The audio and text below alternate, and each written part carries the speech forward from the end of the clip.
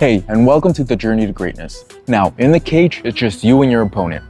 But outside, Brian's story is a fight for his family. Now, before we continue to this story, make sure to like, subscribe, because everybody is going to need to hear this. Brian is an incredibly disciplined young man. Trains almost every single day. But his recent battle has been against diapers. Congrats, by the way. Now, Brian's story reminds us that every man needs faith, discipline, and to find his purpose. So you're not going to want to miss every single moment of this video. Make sure to stick around till the end for a surprise. Well, Brian, thank you so much. I appreciate you opening up your house and allowing me to record and share your story with everybody. Yeah. So one thing, Brian, tell us a short story of who you are. Me, I would like to describe myself as now I'm a father. I'm a hardworking guy. I'm very resilient, come from Hispanic background, to hardworking. A huevo. Yeah, to immigrant parents, I'm an immigrant myself, So my life has definitely had a lot of adversities, a lot of obstacles, but I believe that's what makes life like enjoyable, Exciting. Yeah, like once you start getting too comfortable, that's when like things get out of sort. And that's why when I met you, I wasn't part of the gym anymore, right? Okay. I was working. I had the long hair, right? I had the long hair. I remember that the long hair with working out with Chris here and there. Like I was not a gym guy. I was not an MMA guy. I was just a dude. I was just a dad. I would identify myself as a dad there, Now I would like to say I'm a dad, but I haven't fought yet, but I do identify myself as a fighter, I mean, I've wrestled, I've competed before. So like, that's who I am. And that's who I want to be. And I keep telling myself that's who I am because that's who I'm going to be, Yeah, you have to repeat it to yourself exactly, over and over again. That's how you manifest it. And you start training your brain like, hey, we have to rewire it this way because this is the direction that we're going to go. 100%. Yeah, because the brain is another muscle, just like any other muscle. You got to train it. If sometimes you got to fake the confidence till you're confident. But I'm very confident too, Yeah, I've noticed. You did mention before, like you were just a father. Like, what was going on in that period that you weren't, or maybe a lot of work, or like you just weren't sure of where your life was being directed? Yeah, I mean, what was going on? So Maddie and I, my wife, we met each other around like COVID time, 2020. Okay. So she had already had my oldest one. She's my daughter, but she's not like blood related to me. So I met her when she was like 6-7 months old. Okay. So we talked here and there. My previous life before Maddie, I was a wrestler, trained hard. My life was just persistent and working, training, and was a little bit of a ladies' man, just hanging out with women and stuff, But when I met Maddie, like I don't remember how we ended up hanging out. I think she hit me up. We ended up going to a park, and like I just, in this world nowadays, like women are like, I don't know, like more slutty. They're more slutty. They don't have those mindsets. Very open. Yeah, and then like Maddie was different. Maddie was very different, and I saw that like right away. I'm like, like. That intrigued you. 100%, yeah. Like, and then the baby. This one's different. Yeah, and the baby as well, man. Like, he's just holding a little kid. Like, it's just so adorable. And I'm like, man, how is this girl?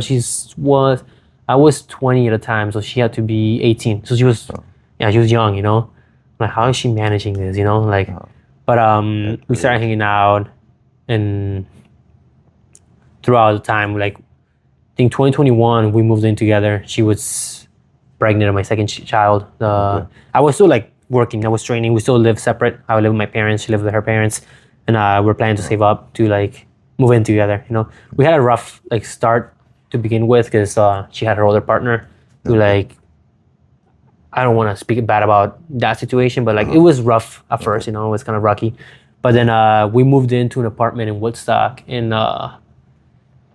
How would I describe it? It's behind the Jewel. I don't know if you've seen. There's some apartments by the Wendy's. Yeah, I've seen it. So we lived there for a couple months, and then like we're still young, I would like to describe it as we're young, a little bit stupid. Still trying to stubborn. Bumping heads, me and her. Me with my lifestyle, I'm a very hard-headed dude. Like I gotta do things a certain way. No. If they don't get done a certain way, like Most dudes are. yeah, so I'm like I gotta Okay. eat properly. I gotta do this, and then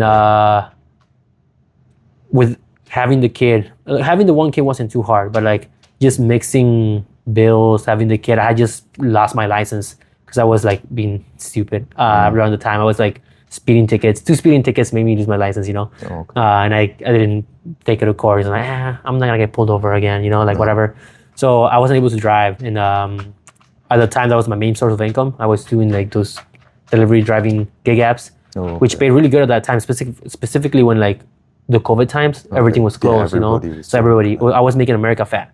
So you know, and hey, but it was paying the bills and everything, you know. But like when I lost that job, I had to go back to like working as a cook because that's what I used to do previous to that. Okay. And then like it didn't pay enough, and it wasn't flexible enough to like sustain my lifestyle. But I was still like persistent. Like I'm still gonna be training.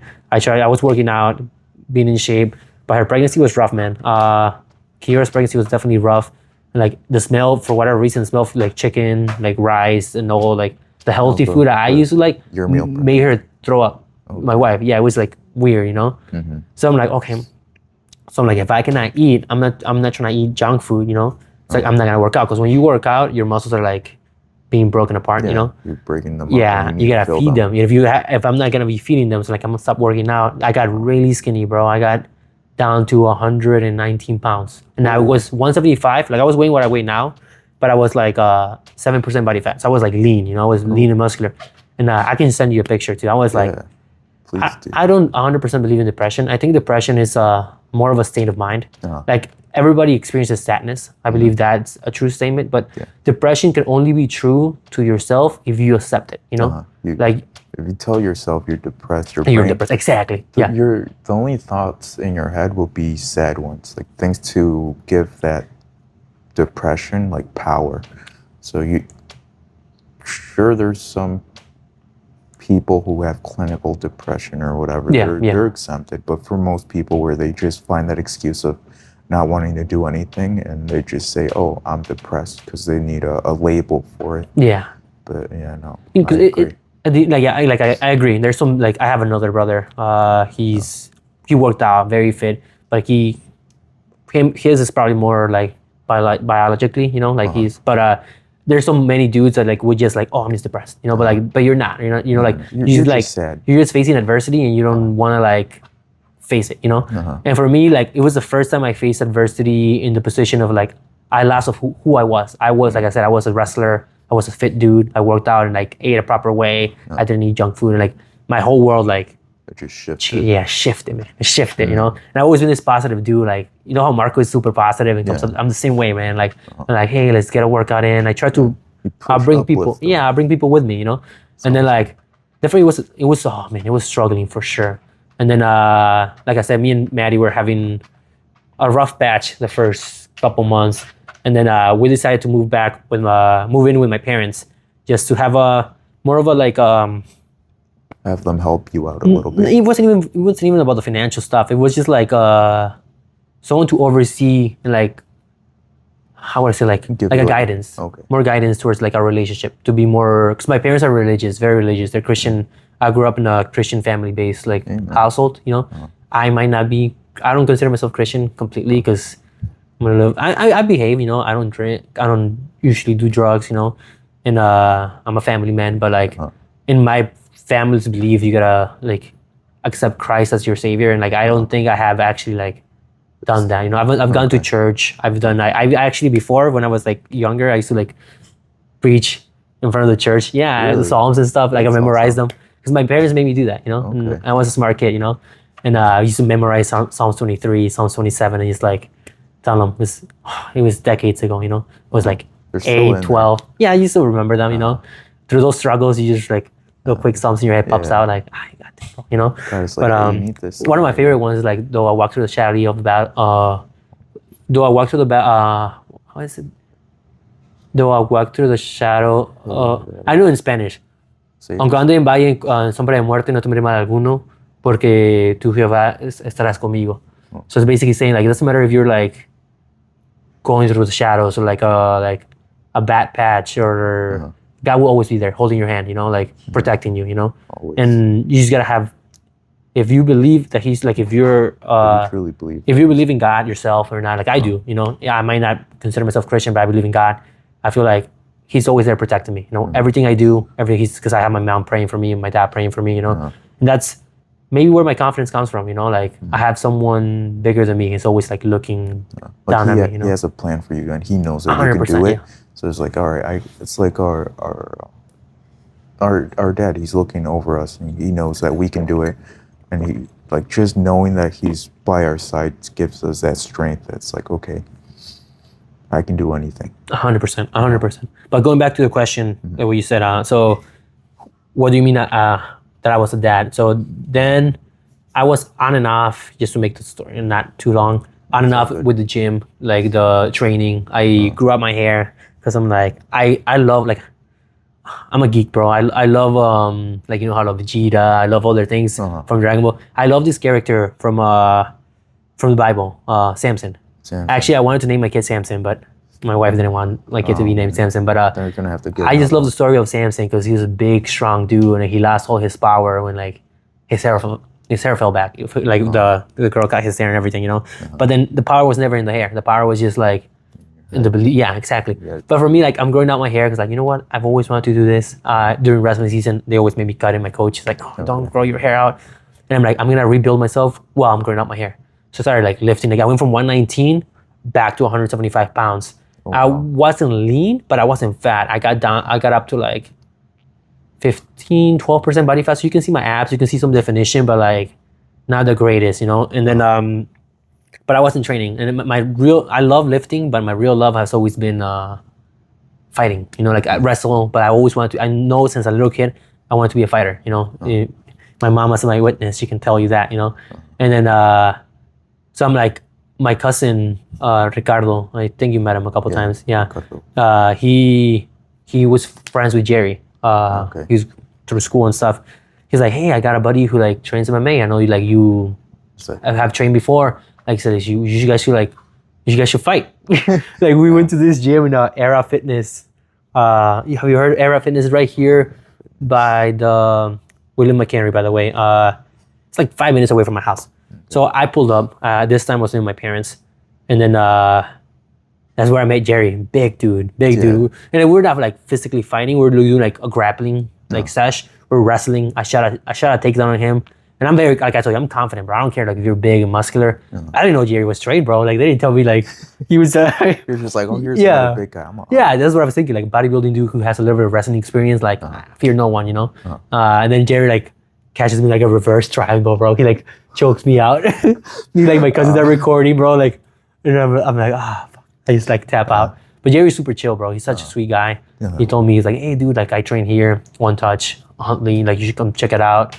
I'm like, fuck yeah. I think I was there the next week, bro. I was like right there, started training, and then, but then, financials got hard. My wife was not. After a while, living with parents, with a family of your own, it's not the best environment. You know, you want to have your own like house. Yeah. So you want to be independent. Yeah. So my wife's like, hey, we need to make more money we need to get out of here. You know, like, no, I love your parents, but it's two different worlds. I'm like, okay. So that's when I took a break. I took a break from the fighting. I told myself, like, you know what? I'm gonna bust my ass. I got myself a cargo van. Because you can make good money doing deliveries like that, you know? So like, I'm gonna hustle, make money, get us out, which I did, you know? But then the money was good. I was making 10 to 12 grand a month, you know? Oh, wow. Yeah, I was making good money, bro. The money was beautiful. But like, this is what I told you, like getting comfortable. I started getting comfortable. Bringing in money. We gotta come to a better neighborhood than my parents' house. Like I call this like white neighborhood, you know, like it's nice, quiet, you know? Yeah. And then, but I just got comfortable, bro. Like I started getting comfortable. I never felt that. I never felt comfort. I've always like struggled. My family struggled financially and everything. We're finally doing good, me and my wife, you know? And then I just used to come home, work my 16 hours a day, but I was bringing in a lot of money and just eating. And I started telling myself, you know what? I'm just like, I'm okay being a dad, you know? Like just being the work, come home and chill. But I knew I was lying to myself. Someone in there in me was like, he was like knocking, like, yeah, like this is not you, bro. Like, hey, man, we're in here. Yeah, 100%. Yeah, and then like that's a version of me that you met. Like when I don't know if I talked to you in the sauna. It might have been the sauna. You were with Marco, probably hitting a workout. It might be At Edge? at Edge, yeah. Okay. That's when I met you. I didn't met you in the gym. I met you there, and then you started like not poking me, like being me, like telling me like, hey, like say, hey, you should come check this gym out, like MMA. And I'm like, I used to train there, like you know, Okay. yeah, I know, oh, like. dang, I'll come back. But like you were the one of the started like poking me again, like yo, this is like you should try this out. Like, dude, I know I am this guy. Like I should probably do it. I should probably like.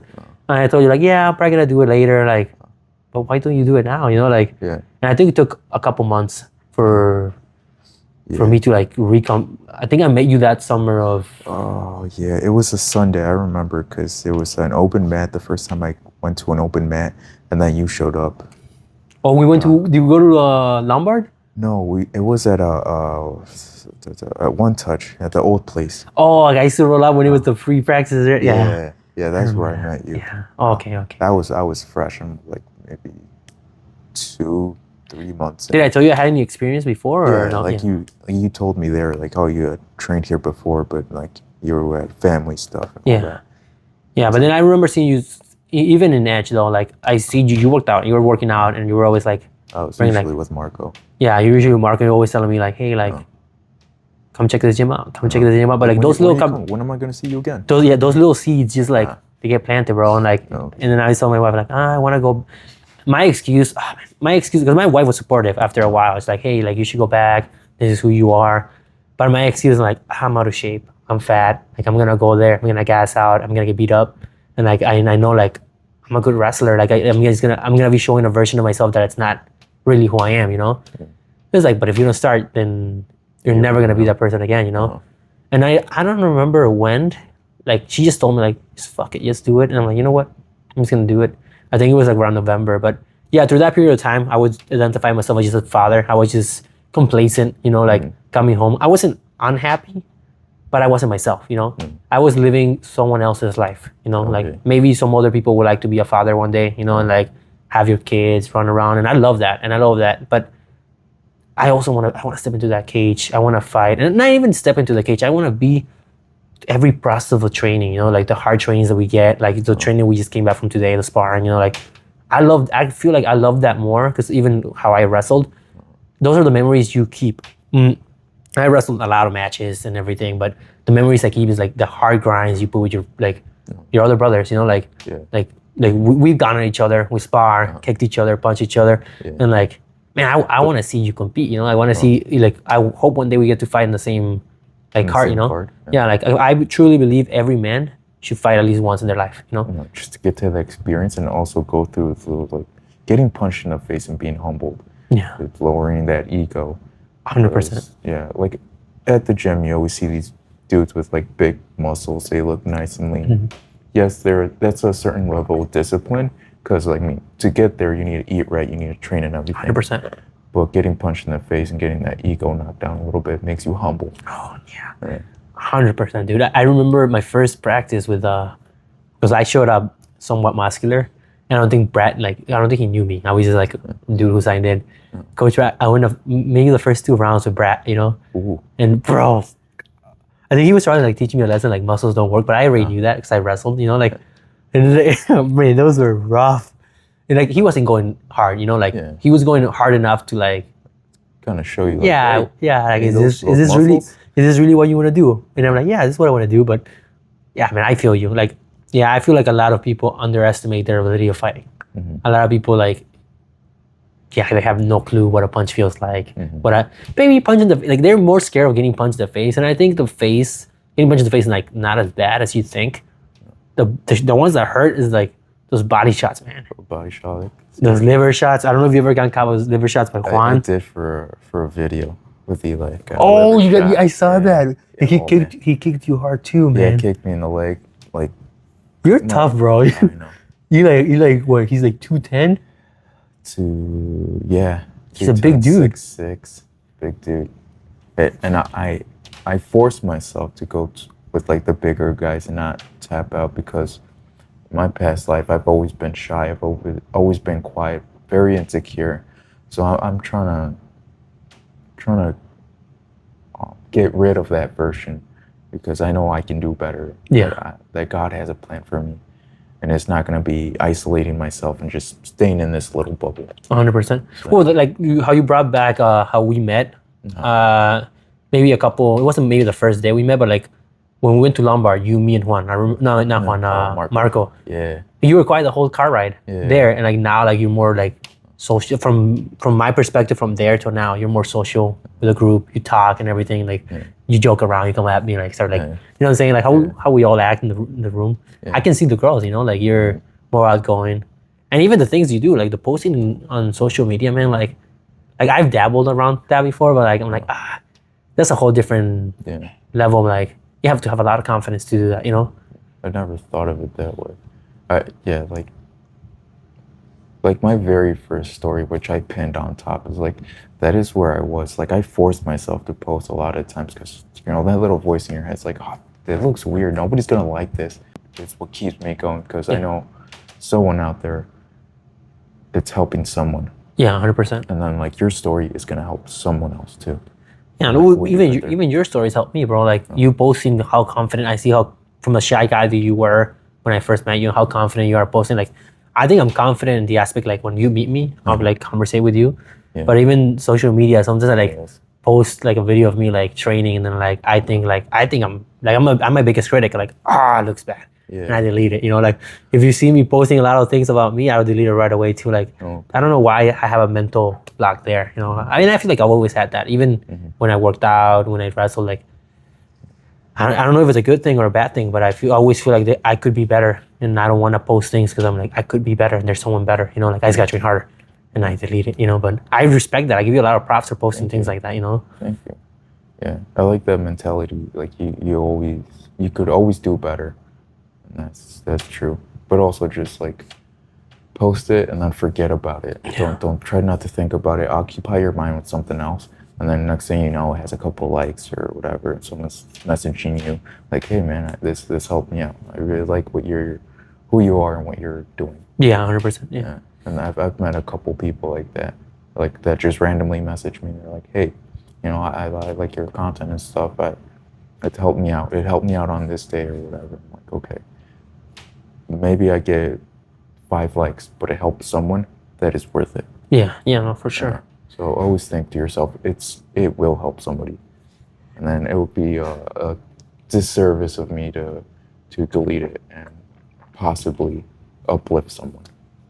So yeah, that's the way I framed it in my mind, and I kept it there. Like, do not delete it. You have to post. Do it. Yeah. Just do it. Do you post daily usually? So I wanted to, or in the beginning, I wanted to post daily. So I'll do like Instagram stories. Almost every day, but since I started the podcast, it's been my main like thing that has occupied me, which has set me back on like my other channel where I want to do more like motivational content of just myself. Yeah. But I'll get back to it, and I'll continue doing it. It's just figuring things out right now. Yeah, 100%. It's a grind. It is. I didn't realize how much of like time it takes. The editing, doing the video, editing, creating the thumbnails, all this stuff that I'm learning, which I'm grateful for, because you know this is what I want to do. It's a whole new life really that I've chosen, from going from just doing like home remodeling and construction to doing like social media. It's like 2 different levels. You told me you met that one guy who makes decent amount of money doing that, right? Yeah, shout out to Hatim, which he'll be in one of the episodes. Yeah, cool. Yeah, he's one of the people that has motivated me. Like, okay, this kid is young, he can do it. So can I. Yeah, 100%. How old is he? 22. There's some young, like young kids. In every aspect, you know, like in a different. I know it's a different world than what we normally do, like fighting. But this is the children now. Yeah. There's two ways. There's either kids who are like completely lost, you know, and then there's some kids like even Preston, dude. Like Preston, how old is he? Like 17, 18? No, Preston is 18. 18? Yeah. Like, but he's still a little kid, you know. And like he's still young. He's a massive dude. He's a black belt in Taekwondo. Kicks. You know, like I look at him like he's goofy. He's such a goofy dude, you know. Such a cool guy. But I'm like, man, he's doing the right things. He's training hard when At like his age. exactly. Like, when I was his age, I was But when other kids are not, and like, oh man, yeah, I hope he stays on our team, and I want to see the growth of that kid, what he's gonna be when he's 25, what he's gonna be doing when he's 30. You know, like, I admire that. You know, like I feel like I was that kid until like obstacles come. You know, but I love those. I love those obstacles because it gives your life purpose. It gives you story to tell. You know, Absolutely. and then like. We're battling those obstacles. We're figuring out like how to be a parent of 3 now. You know how to. Congratulations, by the way. Thank you so much. It's just, and I finally got my wish, man. I wanted a son. boy. You know? I got my boy. Yeah. Soon. Yeah. Dagestan, 2-3 years. 100%, bro. Like I'm not even kidding about that. Maybe not when he's little, but like I told my wife, like we can go for vacation, like 6 months, maybe when he's like 12, 13. I'll go with him. You know, like I'm actually being serious. You know. Oh, wow. Yeah, she probably thinks I'm kidding, but I'm not. Oh, that's funny. Yeah. But 12 years old. All right, we got to expect. I really hope he ends up liking the sport that I love because I love this sport. It creates relationships. It creates bonds that are unbreakable. brotherhood. Yeah, you can like maybe I'll move to Florida. I won't see you for like 7 years, and then we meet somewhere. Like our friendship will pick up from where we left off. Because I have a lot of wrestling friends who like haven't seen them in years, and like I actually just saw one. He's actually coming to check out the gym, our team on Tuesday, and we picked up from we've never stopped talking. You know, like It how was you like, been? oh, I just saw you last week. 100%, and I love that. You know, I love that, and I want my son to experience that because wrestling. I'm wearing the wrestling shirt. This school, man, Crystal Lake Central. I wrestled with. I made so many friends there. You know, like-minded people. Because I have other friend groups. Like they're quieter and like more like mellow guys, and I was always the guy who was like kind of like, let's do something, guys, like that. Yeah, like always hyped, and like I never understood like. They're always calm, you know, and like we're different, but we still like hang out here and there, and I love them, you know. And I love hanging out with people with different like mentalities, like. You but get to learn from them. Yeah, exactly. You just see life through different perspectives, different lenses, you know. Like you know how you're wearing glasses, you see different perspectives. How other people see. I take them off and it's blurry. Yeah, yeah. And for me, I'm just like I've never done coke, but I feel like I'm always like on coke, you know, like I'm fucking energetic, you know. And then like. That brotherhood, even though I enjoy hanging out with people who are like calm, like my other friends and everything, but like when I really feel myself is when I'm with those people who have the like-minded mindset, you know, like let's train for this goal, let's keep grinding. It's like a different level of brotherhood. Yeah, 100%. Yeah. Like how many people can say like, oh, like I just punched this dude and we're gonna like go eat steaks, you know, like bro, you know what I'm saying? We're going to Texas Roadhouse. Yeah, that was such a beautiful. Dude, yeah, I love that. I wish. After Mac wins, she will win. Like we want to do another like get together and then hopefully get like the whole team. Dude. Yeah, that'd be beautiful. Because that wasn't even half our team, man. No, that's that was a little portion. Yeah, when I first started, it was just like a couple people, like 10, 15. It's grown to over 20 something. That's all because of coach and the coach, the standards he has. You know, like what he's built. It's beautiful. I haven't experienced like a whole bunch of gyms. I know a lot of them, but I haven't gone there. I've gone to maybe 2 or 3. The standards there aren't anything compared to One Touch Fight Team. Yeah, 100%. And I don't mean it as to disrespect anyone or anything. Disrespect everyone or anybody's gym, but I am blessed that I got to go there. How was your experience, man? I always wonder that, like. Your first time walking in, like I know Marco. First time? Yeah, pitching you to show up. So Marco actually, I think it was on a Thursday. Like we were just texting and whatnot. He was like, "Hey, you want to come check out my gym or whatnot?" I was like, "All right." I don't remember the time, but it was late at night. It was just me and him. He was showing me just some basic footwork and like showing me around. We were talking a little bit. He was like, "Yeah, man, come on what was it, like a Thursday or whatever, you know." So it was a gi? It was a gi. Marco, bro, I love Marco. He wasn't there, unfortunately, but the first time that I walk up those stairs at the old gym, I look. Was it intimidating? Or? It was intimidating. It just like, almost like a movie. You get like that tunnel vision where it gets kind of dark as you're walking up those stairs. You're hearing the music and then like kids were doing like the wrestling on the side. I was like, oh my God, your heart's beating. You're walking up the stairs. If you want to become a warrior, technique is not enough. You also must build your mind and spirit to be one who steps forward, not back. To be one that can stare death in the eye and not blink. You must be brave.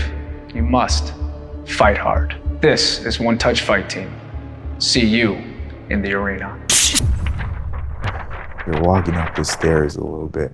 I open the door. The first people that I see, Eli, Mackenzie, and Gianni. Yeah, yo, I love Gianni. He's a great wrestler. He's a great wrestler.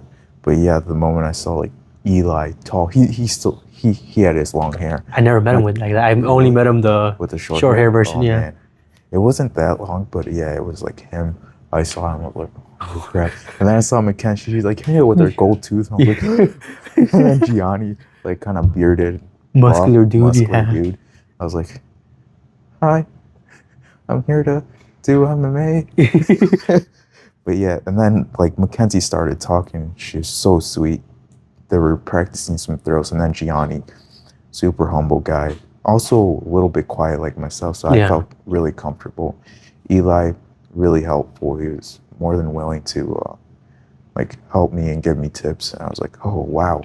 Like in my head, these were like, I was walking like in a prison, and like at the workout area or something, like these dudes are gonna shift me or like or cut me or something. Like what did I get myself into? It's just like my brain trying to protect Well, myself. that's the perspective the regular, like, because you never trained anything before this, right? Yeah, I've never done any That's why I also wanted sports. to ask you, what was your perspective of fighters before this? Like what I thought or imagined is like these dudes just like fighting, picking fights. Like they're just arrogant. Yeah. Like they think they're the hot stuff. But when I met Mackenzie, Gianni, and then Juan, everyone else, I was like, holy They're super crap. sweet, right? Like that, just this blind got like taken out of my eyes. Like these are, I don't want to say better than regular people, but they're just, they a lot of them have gone through some really hard stuff, and then they have chosen to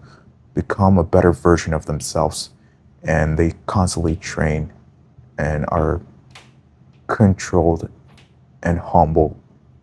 And they're like no other sport out there could teach you what MMA teaches you. 100%. 100%. Like, sure, there's football or soccer. It's like, now that I look at them, like, that's not a sport. No, I play soccer. I don't mean any I do disrespect. believe they are a sport, you know. But I think a better way to phrase it, MMA is a lifestyle. You know, there's a difference. I don't think MMA is a sport. It's lifestyle. Same with like any combat sport, not just MMA, wrestling, boxing. You know, like it's just like the discipline that you gotta put yourself into. You know, and not just that. On competition day, you go there like, or like at least for wrestling, we used to weigh in ourselves like day off. You know, like you're like depriving yourself from like natural, like hydrating yourself to go compete in like a little gym with those singlet, you know, like same with fighters. Like I haven't found the cage yet, you know, but like they're the discipline of like getting there, you know, like other sports, like you rely on other teams, you know, like in your other, like in soccer, I play soccer, you can train as hard as you want to, you know, but your teammates are not playing hard, like it's gonna affect how you. Yeah, exactly. I played soccer started playing soccer at 6 years old, and I stopped at like 15, 16, yeah. I played it because my dad loved it. But it was never for me, man. Yeah, soccer, I think it's a fun sport to play, but I realize a lot of people who play, like a lot of the players, a lot of the men, they're just weak. Like they'll fall for anything, like they get hurt and like injured, and then they think they're tougher than they are. No offense to people, but then they try to pick a fight, and like, man, dude, I train for a living, you know, like don't even pick up, like, especially when you play like here in the, I don't know if you know, but there's like Woodstock, they have like their little like the adults play and they play soccer. Because even as I've been training MMA, sometimes I join teams just because I like it. It's a good, I see soccer like a good cardio. Yeah, exactly, like a good cardio. Like I'm gonna burn some calories. And some dudes, because I'm a strong kid and I don't mind not look too strong, but like they try to put the body in, and they cannot move me. They fall. Like some dude came and kicked me, bro. He tried to kick me. I just checked his kick. His ankle was like messed up, bro. Like I'm like, dude. And then they start talking shit. I'm like, man, dude, I would kill you, bro. Like, like you don't even know, but like, I don't know. I feel like they have, like you said, some people need to get punched in the face to experience like, you don't know how to fight, you need you know? to be humbled. Like I don't, you're not that. I'm just learning how to fight. I know how to wrestle, but like, even like, yeah, dude, like I never thought I knew how to fight, but I know like to your average human being with the wrestling skills that I possess, like I can for sure like, You can handle it. yeah, I can handle it. Yeah, but like I avoid confrontation as much as I can. No. You know, like there's some people who are always gonna be, like, you'd be surprised, bro. The people go like, hope, you know how I have the little cauliflower ear? Yeah. Well, we used to go to, when I used to show my friends and go to the clubs or whatever, like, oh, you think you're tough because you have a cauliflower ear? Like, bro, what's just doing the same thing you're doing here, bro. I'm just trying to enjoy drinking, myself here. chilling, you know, like what the hell? I'm like, bro, I'm like, I'm no fighter, dude. Unless you touch me, then like, Then that's gonna be a whole 100%, other story. you know. But I like to be sweet. I like to show love because I feel like life is just better like that, you know. If you're nice to There's another so person. much hate. Like I choose to make people, try to make people happy, make them laugh. And like, for a long time, I was just always sad. I was like, I'm sad. My life's not the way I want it to go. Blah blah blah. And then one day I decided, like, I'm deciding to be sad. I'm not just sad for no reason. I'm choosing to be sad. Like, I don't want to. Did you want people to feel sorry for you? Or? Yeah, like all the time. Like, when everything in my life happened, like my divorce and everything, I just, for the first year or so, I was just working out in my garage. When did you get married, if you don't mind me asking? I got married 2000. Oh boy.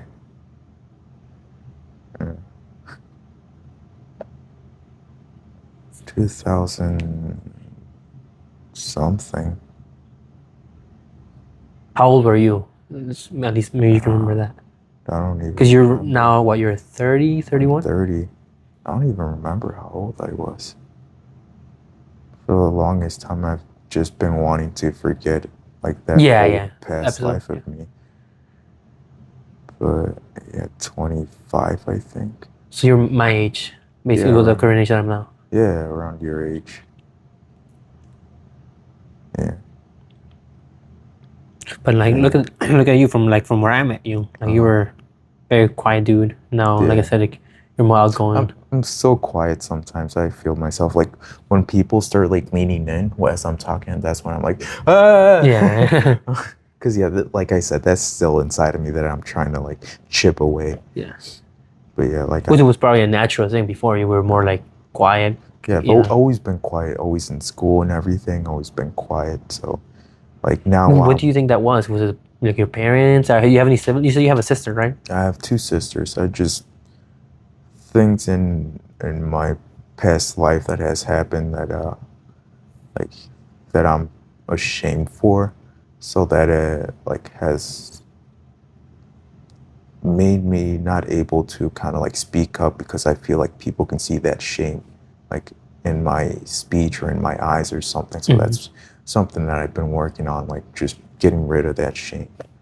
Because like I know I am the only thing that is holding myself back from 100%. achieving.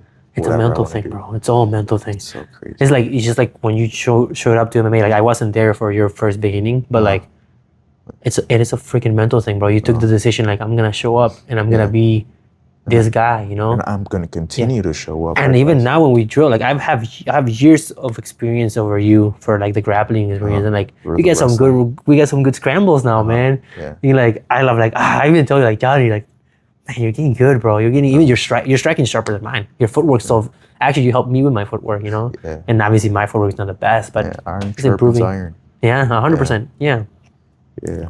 And I see that reflection. But when I met you, from my memory, I remember like I meet a lot of people. I remember meeting you at the gym. I know you said we met at the MMA gym, but for me, I remember you at Edge. Yeah, that's the memory of me that I have of you, you know? And then like I just remember you telling me like, hey, come to this gym, come to train to One Touch. I'm like, I used to train there. Like I will, you know, I will. But I think I was turning into one of those people who are like, oh, tomorrow, or tomorrow, you know, like making excuses. One day. And then like I cut myself, my wife cut myself like, hey, you're never gonna start if you like don't start. And like, you know, like you wanna do it, you know? So I'm like, I actually, the way I rejoined, I signed up my daughter, my 6-year-old, 5-year-old, to wrestling with Murphy, because I love Murphy, bro. The Murphy has been a huge help throughout my life. He's guided me. He was my wrestling coach, you know. Really? Yeah. Crystal Lake? It's Crystal Lake Central, yeah. Okay. Yeah, he was my wrestling coach for senior year and junior year, yeah. And he made me believe that I was better than I probably was. Okay. But like, that's just who Murphy is. Murphy, very energetic dude and like very like pushes you hard. I'm like, you know, he believed that I could do something greater than like, well, I believe that I could do something great too, but I've never had someone like tell me that. No, I never had someone believe in me, you know, other than my friend Brock Mumford. He's a high level wrestler. I think you met him before, maybe. Did you bring him to the gym? He came once, yeah. Okay. Yeah, he came once. He's a really good wrestler, and I wish he could train, bro. He'd be a good fighter. He'd be a really good fighter. But other than him, like you get fans once you do. I did a little in 2021 before Maddie got pregnant. I did this competition. I signed up. I think I was drinking with a friend, like late at night. And I always talk about fighting and MMA and this and that. And we're all drinking. It was a party. And it's like, dude, like you always talk about doing this, but you never do anything. Like when are you actually gonna compete? And bro, I never trained other than wrestling. You know, you're like, you know what, like. Fuck you, you know. I started like, I started fucking going. I signed up to this like MMA style like competition in Milwaukee, in where Anthony Pettis trains. I don't know if you know Anthony Pettis Showtime. Yeah, and then I think winner of that, you get a little contract and like to like fight for his team and stuff. So I go, have no experience other than wrestling, you know. So I go to Murphy. I'm like, hey, like, so I signed up for this thing, you know, like it's in 6 weeks. 175 pounds and I need to make 145. So like, can you help me get in shape? I'm in like muscle boy shape, but I'm not in like fighting shape. It's two different shapes, you know, like people who work out or like being bodybuilder fit and being MMA fit is whole different worlds, you know? So I was like beach boy fit, you know? I was no longer wrestling fit because I stopped wrestling for a while. So yeah, I was showing up at Murphy's at 5 a.m. That's where I met Jeff. Remember? Oh, Jeff. Yeah, Jeff. Oh, Jeff was a big dude back then. He was like, I heard, he was heavy and like, in my mind, it's like, if this guy's, because I don't know if he was 50 around the time or he was 40 something, you know? But like, if this old people, like old dudes can show up for themselves, I'm 21-year-olds, I can do this, you know? It's just 6 weeks. I can cut the weight, you know, like, and then he introduced me to this guy named Dan Stigit. He's, I don't know if you know him, tall dude, bald. He great grappler. Well, at least I believe he's a great grappler. He's like, oh, you go with him. Like you probably won't be able to learn much striking because like I've never stroked before. Like, but with your wrestling experience, you can learn basic jiu-jitsu and you can probably win like that. You know. So I was going to Midwestern Center in Schaumburg 3 times a week. Whenever Stingy was training the jiu-jitsu, and he's like, don't worry about the striking. You just like take him down and like. Game for summations. He showed me a triangle, armbar, your basic kimuras, you know, whatever I can learn in 6 weeks, you know. So then I showed up, and I would say in the best shape of my life, 145 to Milwaukee. And you see, man, when you walk in, you see how I have the pictures of my babies there, but you see the pictures of like just like Showtime, like Anthony Pettis, Tyron Woodley was there, like from the pictures there, Ben Askren, and I showed up. I'm like, I just feel like, man, like I feel like I belong here. You know, like I've always felt like that. Like I know I'm meant to be someone great. You know, and I show up. Dan couldn't show up. I don't know why he couldn't show up. I think he was busy or he might have gotten sick. It was during COVID times. He might have gotten COVID. And Murphy was running a seminar for jiu-jitsu. So I ended up taking my brother as a coach who knows nothing about fighting. He's just a power lifter, big dude. You know, he shows up. I'm like, okay. I weigh in. They didn't believe that I was 145 because I have a big back, kind of big frame. It's like, oh, we're weighing the 145s right now. It was same day weigh-ins too. So like, it wasn't anything new to me because for wrestling we did that. Yeah, you've been used to that. Yeah, but it was definitely like I hadn't done it like since I graduated high school, so like 3 years previous to that. So it was might not even new, but it was like new at the time because I hadn't done it, you know. So I'm like, I'm grumpy, bro. I was grumpy because I'm like hungry, dehydrated, you know. And my dad's same way as me, very motivational dude. It's like, oh, you can do anything, you know, like just like you gotta do this, you gotta focus. But sometimes when you're like that hungry, bro, like you don't want to hear like it doesn't matter what they're saying. Like shut the fuck up, you know. Like quiet. I'm just trying to steak. Yeah, exactly. I'm just trying to eat and drink, you know. But I weighed in. I showed up. The dude, I think the first 2 to 5 seconds, I grab the dude, take him down with a throw that I learned from my friend Brandon Parks back in high school. And then we started going. I think like dude was a blue belt, and I had 6 weeks of grappling, but I think I was a better wrestler. He was obviously the better jiu-jitsu guy. So we go to the ground. I'm just like going, punching his stomachs, like gaining some points, and he puts me in a like deep rear naked.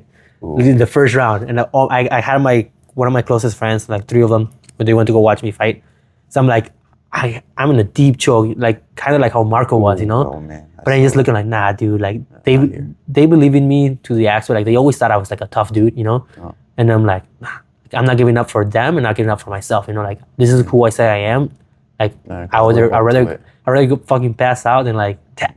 But like no, I fought the hands, got up, and I started just pressuring with the wrestling, and I think I just drowned him with my wrestling. That he started making mistakes. He's way better grappler than I was. I had 6 weeks of experience, But and his confidence. Yeah. I don't think he's ever like wrestled. Like I don't know if he's ever experienced like a heavy pressure wrestler, And like in Central, that's what we did. Is pressure. Even if you're a better wrestler than me, like we end up breaking you, Just how Juan fights and it's always on your face. Same, that pressure. That's how I used to wrestle, and then I started throwing some kicks. I realized my kicks that Murphy was showing me when in the mornings. That was my conditioning workouts, but he was throwing me with kicks, kicking the heavy back. I realized I had some heavy kicks. Like after 2-3 kicks, the dude, he didn't want to stand with me anymore. I'm like, I have no striking, bro. I was actually fighting with that McGregor style, like hands down, getting jabbed. So I just kept going for the wrestling. Then like it was like a couple seconds left. I just go to the ground. He comes into my guard, and I just like put him in a triangle. Like it's one of my favorite submissions, And like I put him in a triangle, choked him out. Like I felt on top of the world. But then I'm like, okay, like I think I deserve to get this contract. I think I outperform everybody because it was basically off performance. There's many like fights like that, and apparently, long story short, so I did get the contract. I didn't know till like earlier this year.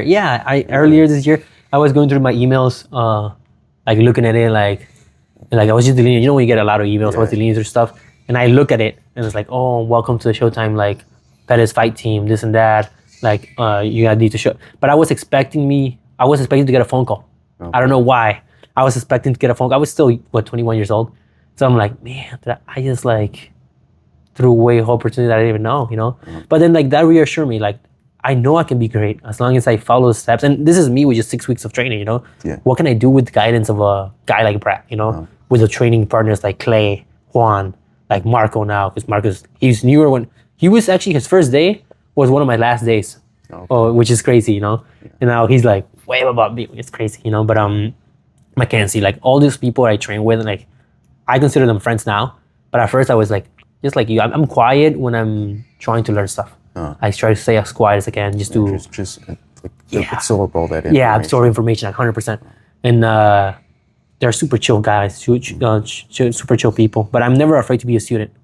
I don't care how good I get. I'm always gonna be a student because you can learn from like the lowest of the lows of people who like, even you can go to a homeless guy and learn something knowledgeable, and then you can learn from the highs of the highs. But you just gotta keep yourself humble. If you think you're better than people, like if you carry yourself like, oh, I'm better than this guy, you're never gonna be learned. Maybe you'll probably improve a little bit, but you're gonna find your peak. And you're gonna stay in. You're gonna taper. Exactly. Yeah, you're never gonna continue growing. There's this great saying that I actually wear, Invictus Maneo. What does that mean? I remain unconquered.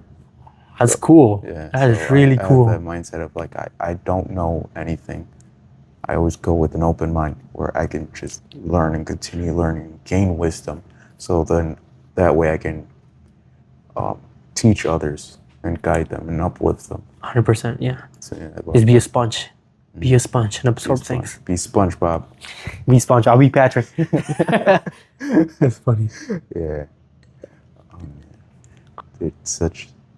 Imagine if you would have realized, like you saw that email that you got in, and you would have continued. I know. But it woulda, coulda, shoulda. You wouldn't have been here. Woulda, coulda, shoulda. Everything happens for a reason. I'm not gonna lie, dude. I don't really cry much. But that day, I tear up a little bit. I was in the bathroom, like going through, just scrolling, deleting emails that day. I usually scroll through Instagram and just find something funny, like post it for everybody. Like, if I find it funny, I want everybody to see it. If they don't find it funny, they find it annoying because I post it on Instagram. I give no fucks, you know. Like you're gonna see something that I found funny or something motivational. I'm gonna share it with the world, you know. Yeah. But like that, yeah, I teared. I'm like, damn. I'm like, damn. What could have happened? I was in the best shape of my life. I could have continued. I could have been under Where would I have been. And yeah, and then the dude that I competed with, he's 5-0, 4-0 right now. Really? Professional. Okay. Yeah, I think he fights 135. So I'm like, It could have been me. yeah. But everything happens for a reason. I have a beautiful family. I have my son that I always wanted. You know, coulda, shoulda, woulda. That's my mindset. Coulda, shoulda, woulda. God had a. All I can do now is bust my ass, train hard, and just I have great practice partners like with you, Juan. In a great gym also. Yeah. I think, and I honestly, I enjoyed this team better. I feel like I would enjoy him better than I would have been if I would have gone to Rufus Sports, which is a great gym. It's just the community of the gym. Like, no one, like, even the higher level fighters, they don't. Yeah, they don't. They're not cocky. Like 100%. You know, like they know they'll fucking whoop my ass. You know, but they're humble and they have such a willingness to teach others, and they kind of see. I think the way I think of it, they see themselves in us. So like they know the process and like what. Like we've been there before. Type. Yeah. Like how much pressure, how hard you should punch. And all that. They're amazing. So how's your journey been so far? You've been training MMA now for what? Almost 2 years. 2 years? Yeah.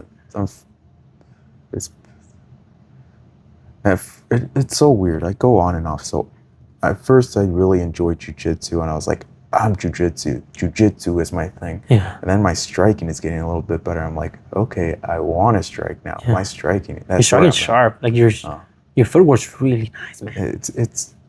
It's been, oh my, I remember when I first started doing kicks, absolutely horrible. That's where I'm at right now, bro. Just complete crap. I couldn't open up my hip to even throw a proper kick, and I looked so shitty. Marco, shout out to him again, showed me some just like exercises that he always did, and I do them every single night. Every time I go to the gym, after I work out, I go in that little area. In the green area, ice. In the green area right there. And I'll just start stretching and everything. There's a pole. I don't know if you ever go in there. There's a pole. I've left a note on there. Yeah. Oh, yeah. Yeah, I always kick that. I'm always kicking it, practicing like it's a heavy bag. Yeah. Just every night, just practicing those kicks, and my head kicks are almost there. Like from where, sure, it's taking. You were there Friday, right? We were drilling those head kicks, man, and my head kicks look outrageous, bro. They're so bad. Oh, man, Like, no, I wasn't there. That's when we went to dinner. Yeah. You're working on the video, right? The Marco video. Yeah. But I've changed my workouts. I no longer lift like You're not like bodybuilder, powerlifter. Sometimes I do. I'm not gonna lie. Like sometimes miss I it. get a quick bump, you know. But like, yeah, I'm working now more for functional, like explosiveness. Yeah, and flexibility. And I love it, man. I love it because I can see it. Like my takedowns are coming back from like the wrestling aspect, and my kicks they're not the best. They're improving. My footwork is improving, you know. And like I might not be the cleanest or sharpest guy in the room when it comes to my striking, but I myself feel like I'm actually improving, you know, like which I love it. And like that came from some of the workouts that you gave me, some of the workouts I got from Marco, and then videos you just see through the reels, you know, like piggyback. Like I said, like I can learn. Like I've been in the gym for the longest freaking time, you know. You're a smaller dude than me, and I learned so much shit from you from that one workout. That kettlebell workout you put me through, bro, like killed me, man. That shit was hard. It's a different type of hard, you know. It's just like you're working muscles that you never knew. Like sometimes you just gotta embrace the uncomfortable, bro. That's what you gotta do. Embrace the uncomfortable, absolutely, dude. Like it's been so rewarding just watching yourself slowly progress. Like there's moments where you just are down in the dumps. You hate yourself because you're not there yet. Like those kicks aren't there yet. Yeah. But just reminding yourself of where you were when you first started to where you are now. You're like, you are your biggest critic. I do believe that, and that's one of the hardest things I need to learn how to like. Not slow down like per se, but like it's a marathon. It's not a sprint, you know. But sometimes I'm like, man, dude, like oh, fuck. I want to be there. Yeah, I want to be there. You know, About and that's the same issue I had even through wrestling. Like, oh man, I just want to be there, already, you know. But like, I've been learning more patience, and I think raising children, like helps with that. You know, you're literally growing little kids. You're like, bro, I'm 25 years old. Like, sometimes not that I forget that I'm a dad, but like, dude, I'm still young, you know. And I'm raised. I have 3 little kids I used to run up to. Well, the other one's newborn, but the other 2 are like, oh, daddy, this and that. Like, oh shit, like they're staying alive because of me, you know. Like, I gotta provide, I gotta work, and all this. Like, but I think I'm doing something right. I think me and Maddie are doing something right for she's young. She's 23. We have 3 kids, you know. She's very young, and like I got lucky that she's not into. She doesn't like smoking. She doesn't like drinking. I don't either. Like, I'll dabble with probably smoking weed here and there. Like, I haven't really smoked weed since maybe 2 years. But actually, the last time I smoked was in the when we went to Go Raw, which was a great Raw. You know, like but I don't mind that. Like, I'll smoke if I know I'm not coming home to my kids. I would never let my kids see me like high, drunk. I don't even enjoy drinking. I used to drink a lot, but I don't enjoy it. Like, I see no real like benefits from drinking. Smoking at least release my pain. I'm always in pain, bro. Like, that's what I told my wife. I'm always in pain. My back hurts. My legs hurt. But like, it's the lifestyle I choose to be. You know, like I cannot bitch about it. You know, like I just tell her I'm not bitching. She's like, it hurts. You know, but it's all mental. Fuck it, it's all mental. But smoking would definitely help going to sleep. You know, like it relieves you and everything. But I just consciously I told myself I don't want to smoke. I don't want to drink. I don't want to like show my kids they don't have my 100% like attention, because when you're high, you're not you're just like, always there. You know, like I'm not the type of dude who like I still get very very motivated, but I'm still under the influence of something that you know what I'm saying, preventing me from doing more than I can. Yeah, I just don't want my children to see me the best side of in you. anything other than me. You know, like who I really am. You know, and I know some people say that drugs like open up who you are, and I believe it. You know, but like just personally, like I won't let them see it. Like I don't care if they grow up and they want to like experience some stuff, because everybody's gonna do it. Maybe not everybody, but like 95% of the people are gonna do it. My parents are my mom's never touched alcohol, never done drugs, so she's one in the few, you know. What about her? But like I cannot be perfect, bro. I dabble with all that shit because I'm a curious dude. I've done Molly, I've done mushrooms, I've done acid. I smoked, I drank, you know, like that's about it. I mean, I don't think it's crazy, you know, but like I experienced it, and all those experiences, it just reassures me. In any time I'm like under an influence of any drug or alcohol, it just reassures me of who I am. When I hang out with my friends, they're more like laid back, putting music, and they want to enjoy the music. I want to go on a run, man. I want to go on a bike, like I want to go lift. I'm like, dude, I was just talking to Juan today after sparring. Cause when I used to do Molly, I had no striking, but like we all watch UFC, we all watch MMA. You know, like we start like fucking around. Back then, my shadow boxing was fucking ass. You know, so I'm like shadow boxing like 2 a.m, like off Molly, man, at my friend's apartment, and I'm recording myself thinking I look like Conor McGregor. You know, I'm like, come on, bro, let's get a workout. I'm like drinking water. It's like, dude, like we're all trying to sleep, dude. Like well, how do you still have energy? Like, what the fuck? I'm like, dude, I think I ended up going to the gym. I drove to the gym that day. But yeah, this just reassures me that no matter under what influence I am, like, I want to fight, you know, like I want to fight just because I believe it just connects. Fighting is the same process I've lived my whole entire life. Just obstacles after obstacles after obstacles. And I enjoy the hardships of life. I know some people would wish to have like a peaceful life and just go like mellow. Be happy. And they want comfort. I experienced that for a year, and I was making good money, and like I got most people's wishes, which is like happy wife, happy life, you know, just like white picket fence and all that. But I'm like, fuck that, dude. That's not who I am, dude. I just like no. Something has to change. There's something inside of me that is wanting that struggle. 100%. Yeah. Right.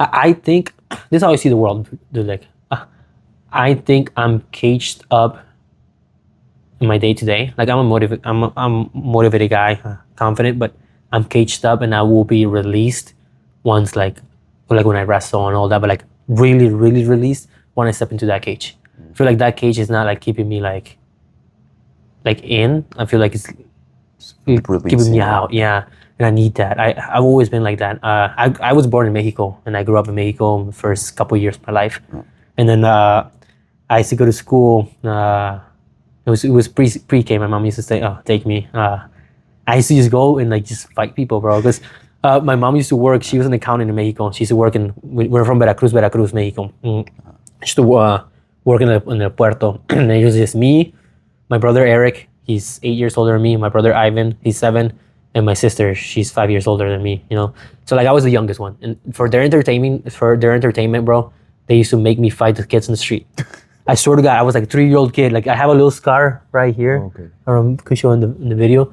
I got that shit just like getting my ass whooped by like I was like 3 years old fighting like 6, 7-year-olds. We have zero experience of fighting, but just throwing down, dude. And I used to cry not because like it hurt.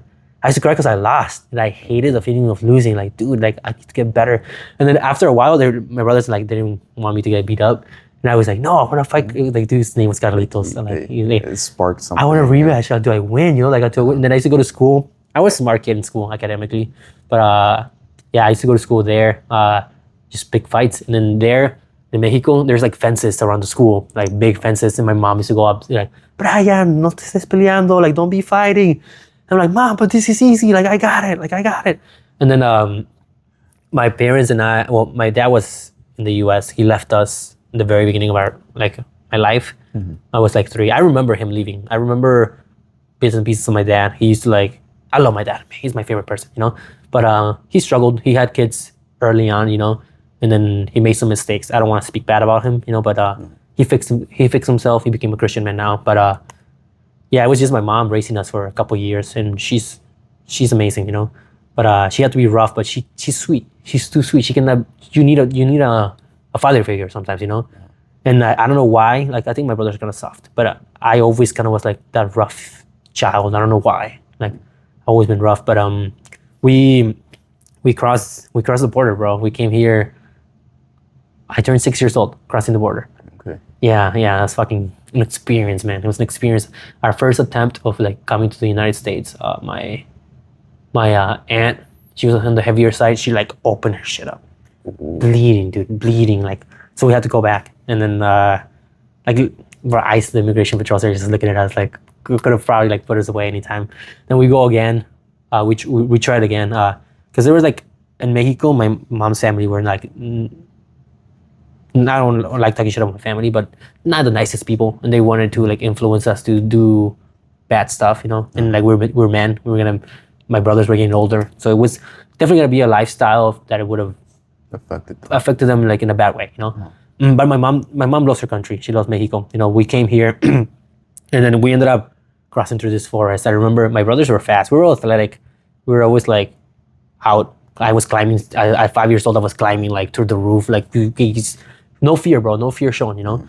And then when we crossed, my mom's like running. She's like pulling my hand, and my brothers are all the way in the front. And then she slips. Like it was like a lot of like tall, like I don't know if it was grass or whatever. Like she just falls and she pulls me down. We're there, like there's helicopters in the air, bro. And then I remember fucking like screaming. I remember like I don't remember the coyote's name, guys, now, but I remember the name at the moment in time. I'm like, dude, if you guys don't come back, I'm snitching. Like I'm snitching on everybody, you know. Like, dude, fucking starts like coming back. Like one other person picks. I think my mom hurt her ankle. Picks my mom up. The other dude, big dude, picks me up, and we go. And then there's a car waiting for us, bro. Like a lot of fucking beaners, bro. We're hella fucking beaners. We're in the little fucking trees, like hiding. Like and they're like a little fucking sedan, like my car. You're fitting like 30, 40 people, like sitting on top of each other. And then my brothers, because they're like a little bit older, a little more athletic. They got into one of the cars, and me and my mom like didn't get in. My mom was like, "You fucking get out now." Well, not swearing, but like telling me like, "You stay with me. We leave together." There was like, "There's no more cars," so we just me, my mom, my siblings, my mom, and like one of the coyote guys. It's like, "Hey, there's not gonna be no more cars till like maybe an hour or 2." So like experiencing that was just crazy, man. And then we ended up going to this house in El Paso, Texas. And this is why, like, I know I'm an immigrant. I have like legal status now. But my pet peeve, like when we crossed over, we were the only family crossing over, man. the only family like crossing over to like together?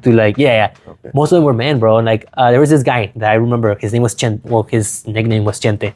Big bearded dude, massive guy. He was probably like a little bit taller than Aaron. Like I know Aaron for a Okay. Mexican is tall as fuck, you know. Yeah. Like 6'1", 6'2". He was just telling me like I'm a 6-year-old kid, bro. He's telling me how like he's killed people, and like he's done like shit. Yeah, for me like I watched Dragon Ball and all that. I think it was like funny, you know. I didn't comprehend like how crazy this motherfucker is, you know. Yeah. And like he's like, I think I went to the bathroom and the door didn't lock. I go open the bathroom and some dude is fucking like peeing. So another bad guy, another fucking crazy dudes, bro. People who are crossing over, at least from my perspective, my experience, there's some crazy dudes, you know. And Chente is like, dude, you open it again, and he tells you anything, tell him that Chente is gonna fuck him up. I'm like, bro, I'm always an outgoing little kid. Like I go open the door, everybody starts laughing. I'm like, what? If you touch me, Chente's gonna fuck you up. And then yeah, man. And then yeah, man. I came to this world. I have a chip on my shoulder. Just because always constantly fighting, and I feel like that's why I love fighting. Because my brothers, for their own entertainment, they made me fall in love with something that I never knew. Like maybe it's an obsession, maybe it's whatever. Like I love this, you know. I love this so much. But when I came to the U.S., because I used to fight in school in Mexico, when I came to the U.S., I had to start kindergarten a little bit late than other people because while other people were going to kindergarten, I was crossing the fucking border, bro. You know, and so I show up to kindergarten and like I was getting into fights in America. And we showed up to Carpentersville. You know where Carpentersville is? I actually used to live there when I first came here. Oh, you went to Carpentersville? Yeah. So, were you born in Mexico too? I was born in Mexico. Yeah, came here when I was 10. Oh, I didn't know that. See, we're more alike than we thought. Yeah, dude. But yeah, when I came, like my experience, I was just fucking fighting little 5, 6 years old, however old you are at kindergarten. And then like they called my mom to the office, and then my mom told me, I really love my mom. She told me like, if you keep fighting in this year, like I'm gonna get arrested, I'm gonna deport you, you're never gonna see me in life again. Like fighting is not good. And I'm like, oh fuck. But like I don't know, I didn't mean to like hurt kids. Like I just like I just enjoyed it. I thought it was like what regular kids do, you know, like you were in Mexico, you were just fighting. It was a regular thing. It was a daily thing, bro. Yeah. It's like completely different. 100%. Do you think that the kids here were a little bit softer than they are? Yeah, I always thought they're fucking pussies. I thought all the kids were like, but it's not that. Like they were just raised with like good parents, you know, like everything. Well, my mom's good mom too, but she was not there. She was always working, you know. So like my cousin Ricardo, he was the first person I interacted with in America when I came here. Okay. You can just see, we're the same age. We're like a couple months apart. You can just see the two different worlds. Dude looks at me smiling like, oh, primo, te quiero en cantidad. Like I've never met him, like super happy. And I'm like, he's taller than me too, because American food, like you know how everything's processed. You just get a little bit bigger. And I was a small but like feisty little dude, little brown little kid. Like dude hugs me and then like I knew my dad loved me because my dad talked about him the whole entire time on the car ride from Texas to like Illinois. And then I'm like, I told him, hey, you wanna play a game? It's like, yeah, what do you want to play? And like this game called like fighting. Like we're gonna like punch each other and whoever like goes to sleep first loses. And then he's like, oh, it's like WWE. Never watched WWE in my life. Like we didn't watch that in Mexico. I'm like, sure. I don't know what that is, but sure. Yeah. So like we're going at it. He was just bigger than me. He throws me through the like wooden like bed and I hit the back of my head hard. And like, oh, he just rage. He just got me like, oh, you saw it red. I get up and they just take him down and start fucking hitting him hard as fuck. And then he's like, are we still playing? Because I feel like we're not playing anymore. And then like, I love him. I love my cousin so much, dude. And I look up to him a lot. I look up to him. He's the one who like, after a while, like I was getting into somewhat in fights and shit, like he could always beat me. Like he was such a soft guy. Like he's tough, but he's soft. Like he's a sweetheart. He's a sweetheart. But he could, through our whole entire life, he was always bigger. He was always stronger, you know. We play sports. He joined wrestling before me. He's the one who's like, oh, you should try wrestling. Like, I know you like fighting. Like, this is something that you might probably like. Oh. My first wrestling practice, I thought it was WWE. Because then he got me into WWE. I was watching WWE. Oh. Like, I thought, you know, like, okay, I'm going to create my name, my little character and shit. Yeah, but yeah, obviously it wasn't that. But I enjoyed it more because like, man, it's more realistic. Because I tried to RKO a guy in like the practice room and I got pinned. I get fucking pinned, bro. I'm like, oh shit, this shit doesn't work. But yeah, I know my cousin, like, my goal for the longest time, like he was my role model, but like I want to surpass him. I want to beat him. You know, In a good way. in a good way. Yeah, like, it's just healthy competition. We always had a healthy competition. We're the same age. He was always bigger than me. He was stronger. He was like bench pressing like 225 as a 7th grader, bro. Like he's just dedicated dude. And I never liked working out. I started working out because my brother like kind of forced me to. Kind of got bullied into working. Right, I kind of got bullied into working out, but I enjoyed it. I was like, I was like 14 years old, 14, 15. Actually, the first person who took me to the gym was my sister, Abigail. She was fit, man. She was a monster. And like I was wrestling, but I wasn't working out. We just did the conditioning at school. I was a 7th grader. And then I was showing my sister moves like, hey, I want to get better. So like, but she was pinning me. Like she was pinning me. She's 5 years older than me, but she's a girl, you know? She was like just raping me, man. And then I'm like, fuck. I'm like, how the fuck are you beating me? Like, what the fuck? I'm showing you the moves and you're beating me. It's like, it's because I'm stronger than you. You're weak. I was like a skinny little kid, you know, it's tiny. Like, you know, no offense to Liam, but you know how short Liam? Yeah. I was short, bro. Like I didn't like grow to like freshman year. I had like a growth spurt, but I was tiny. I was like probably like 5'1", 5 foot, and, like one of the smallest kids. I'm like, so I started going to the gym with her, hitting her workouts, core. But then like, I don't know, I was goofing around.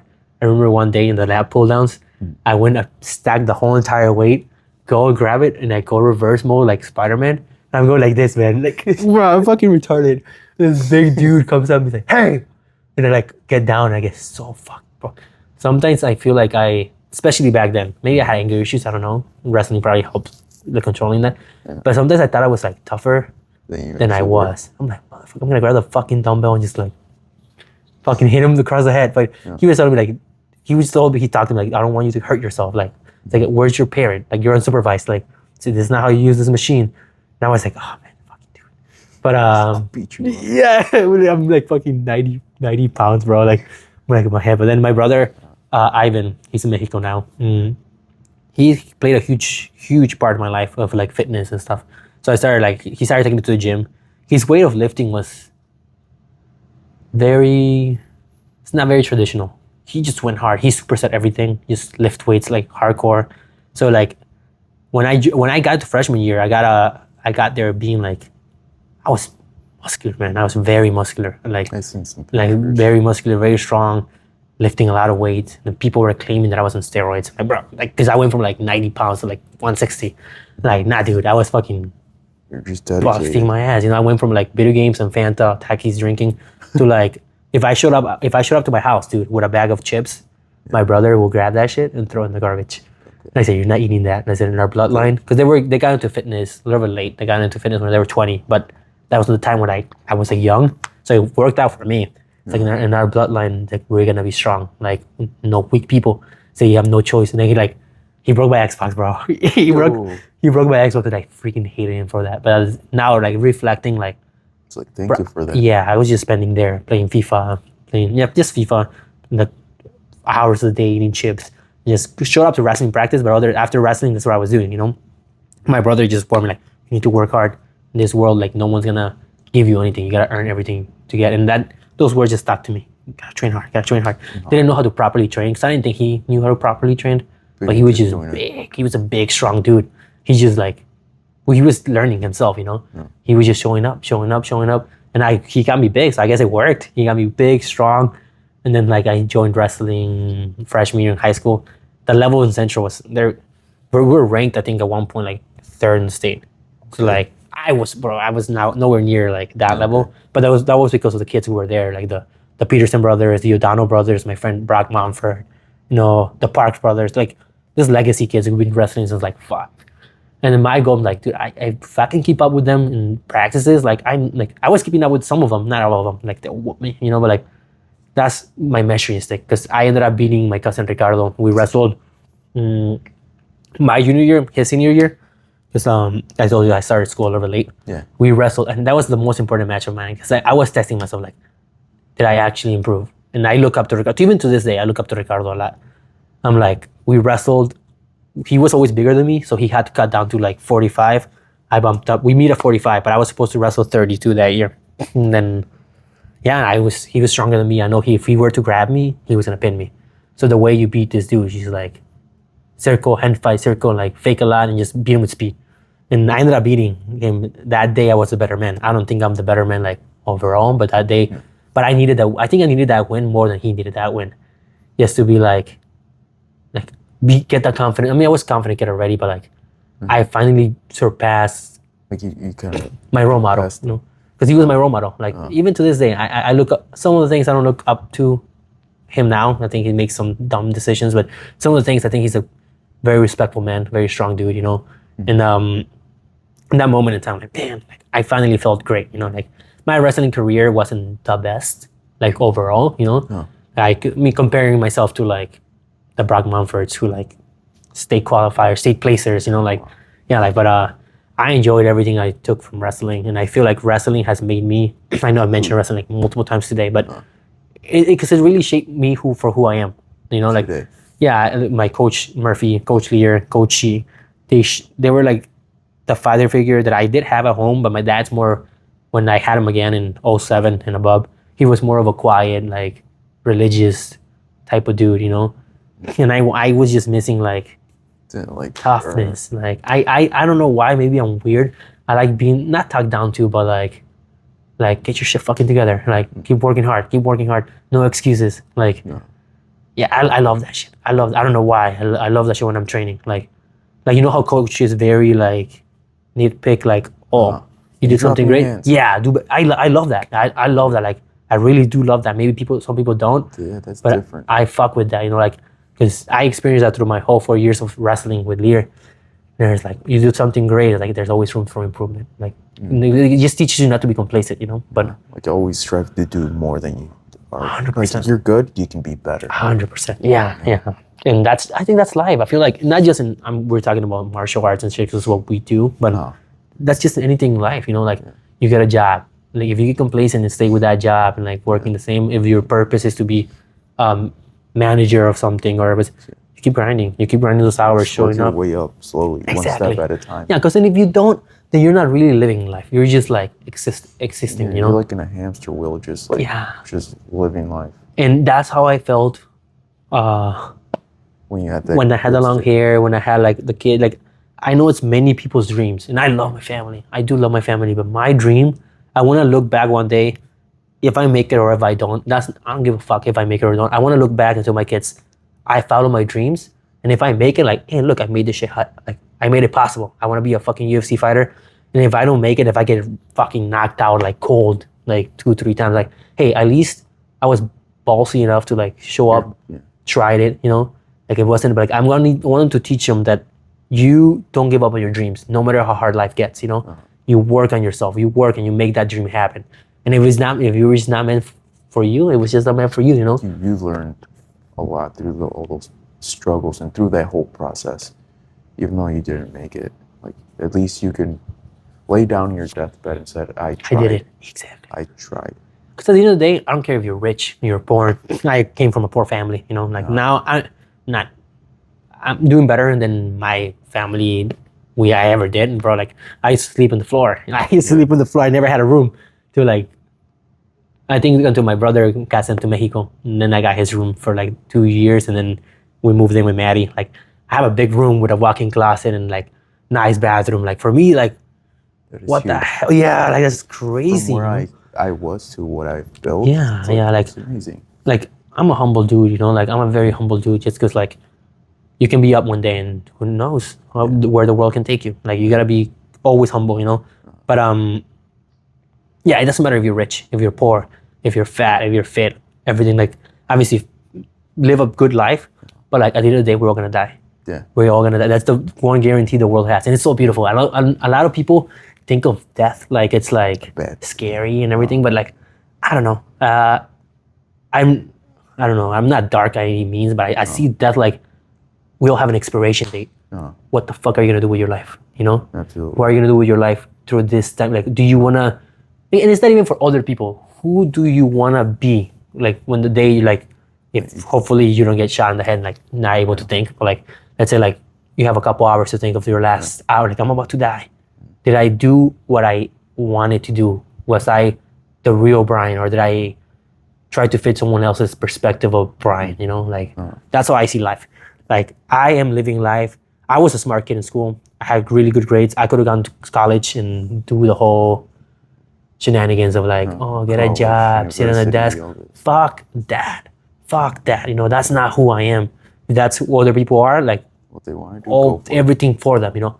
I'm a fucking fighter, you know. That's who I am. I might not haven't fought yet, but I am a fucking fighter, you know. I fought my whole entire life since my childhood coming to this country and everything.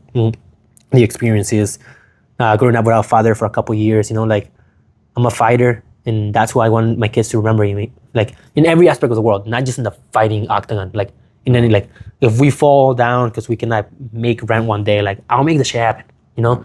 Like You do whatever it takes. I do whatever it takes to like protect those people I care about, you know. And that's what I believe. That's like you asked me earlier, like who do I think I am?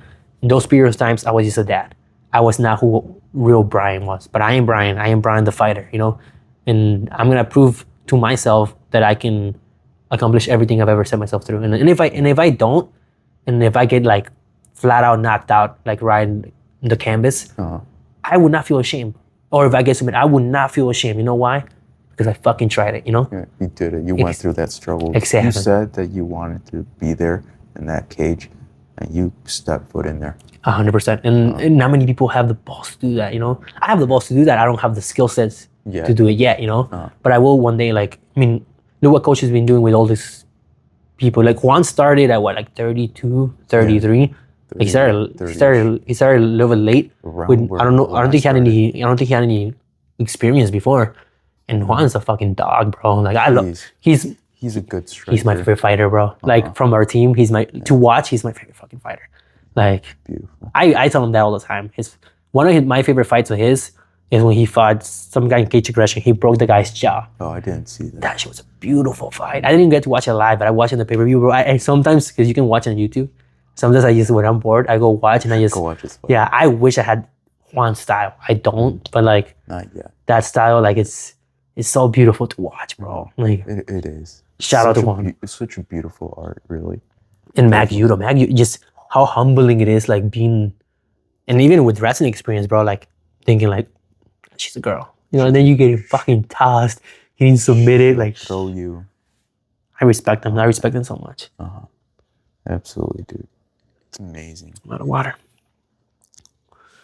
It's absolutely amazing. But yeah, the struggles that I go through now with life, like, other than like trying to... When I go hang out with family members, I think that's one of the biggest struggles. Because I'm not your typical guy. I'm not your like... I'm a dad for sure, but like You're not any... My conversations about like lifting, fighting, and that's pretty much it, you know? Or investing. I like investing in crypto. But if we're not having those conversations, I really like find the conversations useless, you know? They just bore you. Just like, yeah, 100%. But I try to be nice too, though. Like, let's say like you'll listen a little yeah, like try to be... If it's something that I see that they like enjoy speaking about, let's say I'm speaking to someone about they do soccer and that's like their passion, or they do photography and that's their passion. Like I enjoy it because if I can see that you have passion for it, like tell me more about this thing. I don't know, you know, like maybe I can learn something. Yeah, 100%. You know, or not even that. People like to be heard. You know, that's how conversations are made.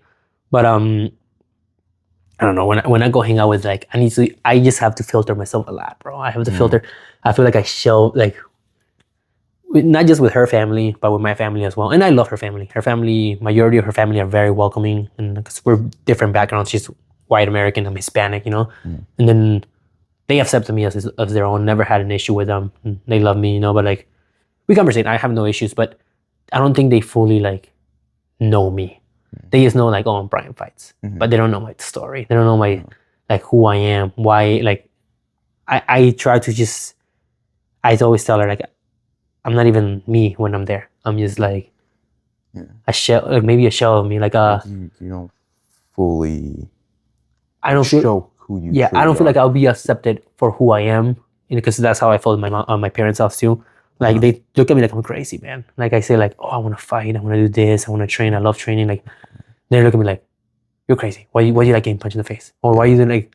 I'm like, man, like I don't think I'm crazy. It's just it's a lifestyle, and I think it's just the adversity.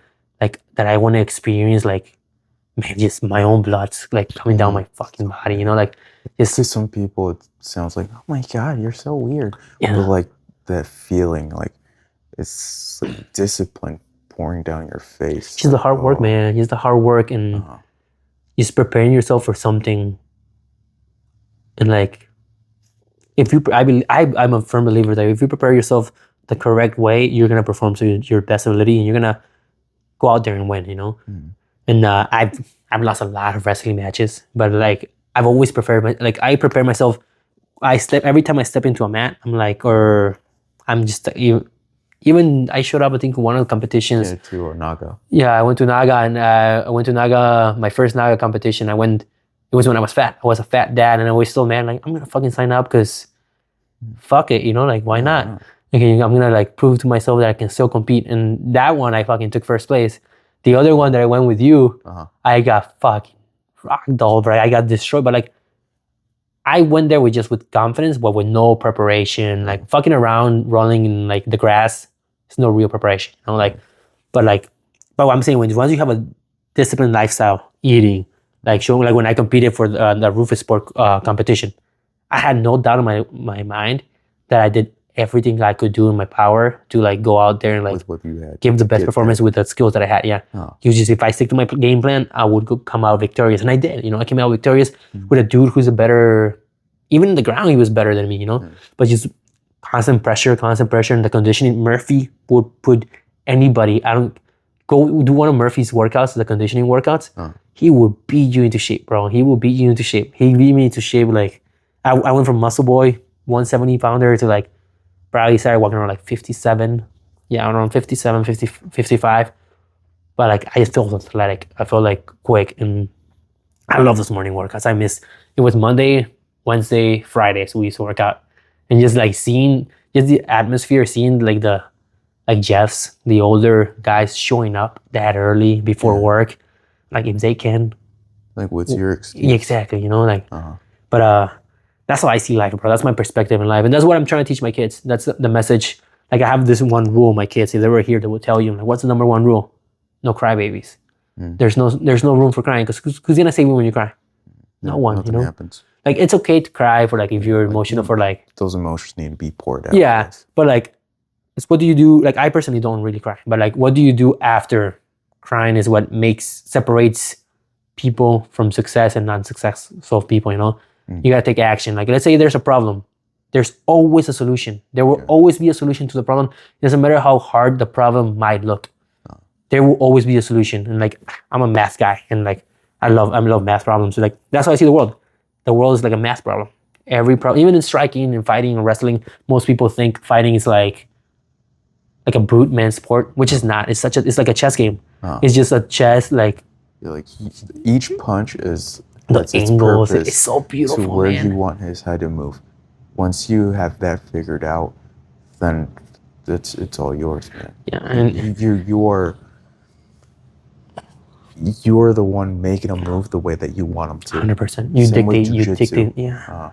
If you want his arm to extend this way, you got to move him this way. Play around a little bit. And the thing about fighting is like it's such a young, like it's such a new sport, bro. Like it's only been around for like 30, 40 years. Like that, the whole mixed martial. Like, there's been like wrestling for centuries and shit, you know. But like but I'm saying like the sport of MMA, you know, it's 30 years is not that old, you know, 30, 40 years, however long it's been around.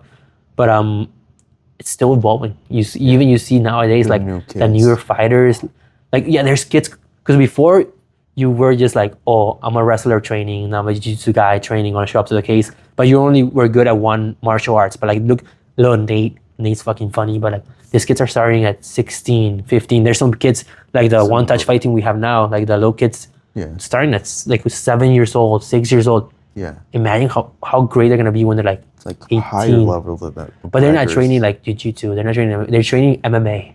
Training how to mix the whole. They're learning the kicks, submissions, takedowns.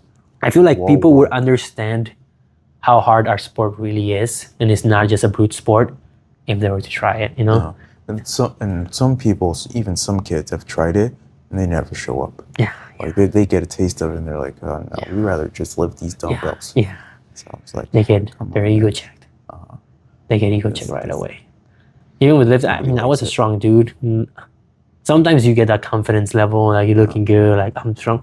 But you never know who can be a trained athlete. You show up and like you think you're gonna take on someone, little Johnny will whoop your ass. You know, like Yeah, it will. He'll humble you. yeah, 100%. Like it's a beautiful sport. I love it. I truly believe that maybe this might get a little political, but I truly believe that it should be mandatory for children in schools to learn some sort of martial arts. You know how they give you gym classes?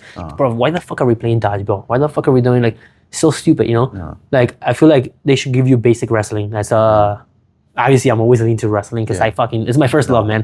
It is. And I remember in high school, I would always avoid it and I would make fun of them. I'm like, oh, they're just dudes touching each other. Yeah. They're gay. And You gotta be a little bit gay to like wrestling. I do jujitsu now, so yeah. Well, okay, the inside. A little bit. Yeah. But like I would just always Did tell anyone ever myself- try to tell you to join? Because we probably were a smaller dude, no? Yeah, like people would tell me You like can be a even- 106. And there was this girl, like she was like, I only date wrestlers or whatever, and like you should try You signed up wrestling. right away. No, she would tell me you should try wrestling sometime. I was like, no, they're gay. You know, like it. I was just insecure and shy. Yeah. So I was like, no. But now that I do it, it's like, oh, yes, I wish I would have said yes and I would have wrestled, but I am where I am today because of the decisions and things that have happened in my life, and God is directing my life in a certain way. I'm just being led.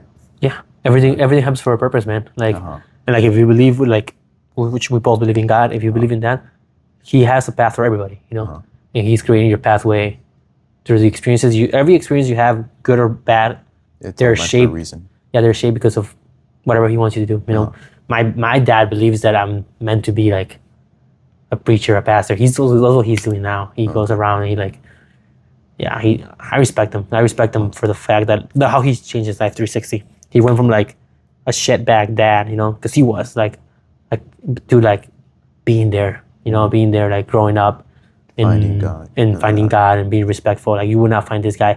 If you meet my dad, he would speak to you and talk to you about God and just like try to make you a better human being, you know? Yeah. Those were like my thought about it. Like God, like there's preachers and everybody like that want to just study God and know the word of God and everything. But I also think that He needs warriors. Like, yes, I believe in God. Am I going to be a pastor and preach? Very unlikely. I want to choose this path, and this is the path that I think God has made me for, and that is to train. I believe in Him and everything, and I want to share through my works. Your accomplishments and everything. Yeah. See, Everything I've always had a funny relationship with God. I believe in God and everything, but for whatever reason, I don't know, maybe my grandma, I think she told me once, like, that fighting is like, it's violent, you know, like, how can you be Christian when you be violent, you know, like choose one or the other, like, dude, you're making me choose from what I literally love. I love, like, fighting. organized violence, you know? I really love organized violence. And God, and that's supposed to be our, like, Lord and Savior, but, like, you can definitely have both, you know? You can have both. You can definitely have And both. the crazy part when I first started MMA is that, like, a lot of the dudes are very spiritual. They believe in God and everything. I never thought of that. I always thought, like, oh, they believe in crystals and stars and asparagus. The chakras or whatever. Yeah, they're chanclas. No, you know the chakras, like the fucking. Yeah. I still do some of your chakras, but Yeah. I mean, not everybody. I don't. You don't have to fully believe in God if you don't want to. You know, I feel like everybody can believe in whatever. Like, at the end of the day, who knows? Who knows what's right? You know, but Yeah. At the end of the day, I choose to believe in something higher than myself, and that something or someone gives you purpose, created you know? me. It gives me purpose. It gives me that drive that I need to be held to some standards.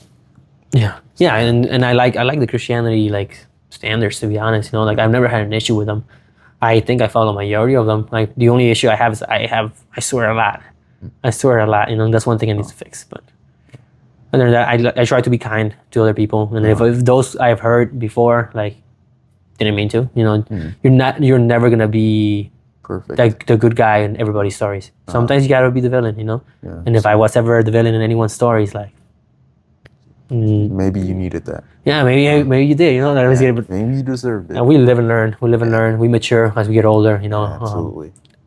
I never consciously mean to like harm anyone any other than like sport wise. Obviously, our sport is beating each other up, but like I'm saying, like emotionally, like I'm just trying to uplift people. Like let's go to the gym, let's work out, let's go train. If you take it the wrong way, that's on them. Yeah, 100%. Yeah, and I try to be as real as I can, man. Like I'll be the same guy that I'm talking to you right now with my wife, with my parents, with whatever. And if you like me, you like me. And if you don't like me, then let's go. Like I don't dislike you, you know, but like I'm not gonna try to like everyone. Yeah, exactly. I'm not a people pleaser, you know, like and I feel like other than when we go to family reunions, I have to be a people pleaser a little bit, like stay like sitting right. You know what I'm saying? Like nah bro, I'm a fucking energetic kid. Like let me be. And that's my that one, my Kira, the one in the middle.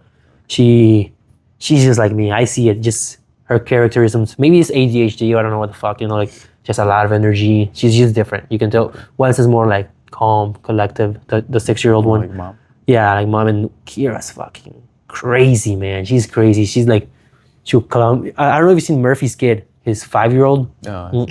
He was climbing the cage, jumped off the cage, bro. Like that's what my Kira is. My Kira is like so energetic, and like people like, especially my wife's side of the family, they're more like calm, like they're quiet like you, but they think they love her. Obviously, they love her, but then they say, "Oh, she's too much." She's like, like you need to put her in some meds. But no, they don't. They haven't told me that. If they did, like, oh my god, bro, fucking. They're getting a freaking hook. Yeah, bro, like fucking hectic. Yeah, no, but like, it's just different personalities, you know. Like I just think if I were to have a shy kid, I'm not gonna peer pressure him to be like, oh, you have to be like me, you know, like. Everybody, speak up! Come on. Yeah, everybody is their own. Everybody is their own. Like that's what makes life beautiful. Everybody has their own personalities, you know. But obviously, I don't want my kid to be shy throughout life, because then he's gonna struggle, you know. But I'm like, hey, like, be you. But there's things in life. Most people think life is sunshine and rainbows, which is not.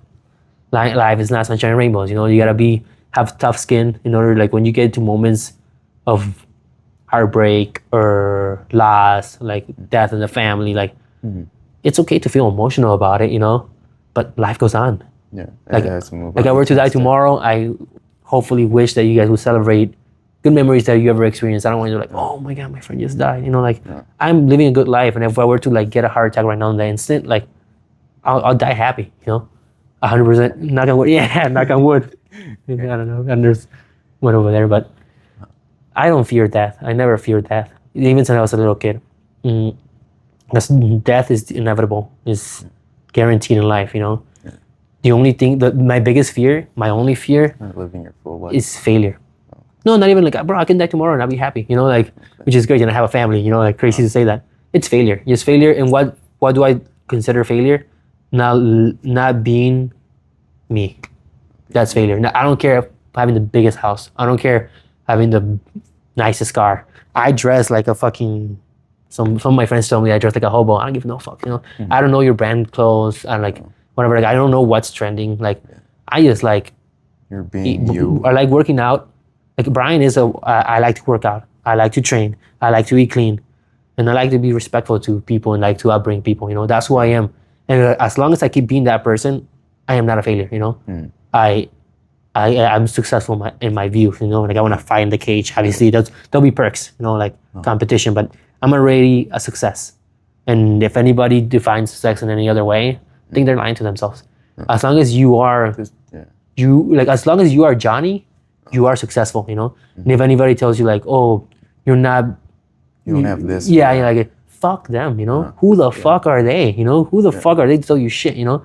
Like the people who do that is because they fucking hate their life, and they the way I see it, they believe that they need these material things. They need to learn, live a certain life to be successful. 100%, yeah, which is not true, you know. That is what it's fed to us, but I choose to. And I think otherwise. Social media could be good, and what you're doing is amazing. But social media can also be really bad. Yeah, it's a double-edged sword. Yeah, because people do with it. Our generation. I'm a little bit younger than you, but our generation has grown up to like, oh, look at me, look what we have. Like they only post success like stuff or whatever, yeah. never failures. I like posting everything, bro. Like Everybody just posts their success. Yeah.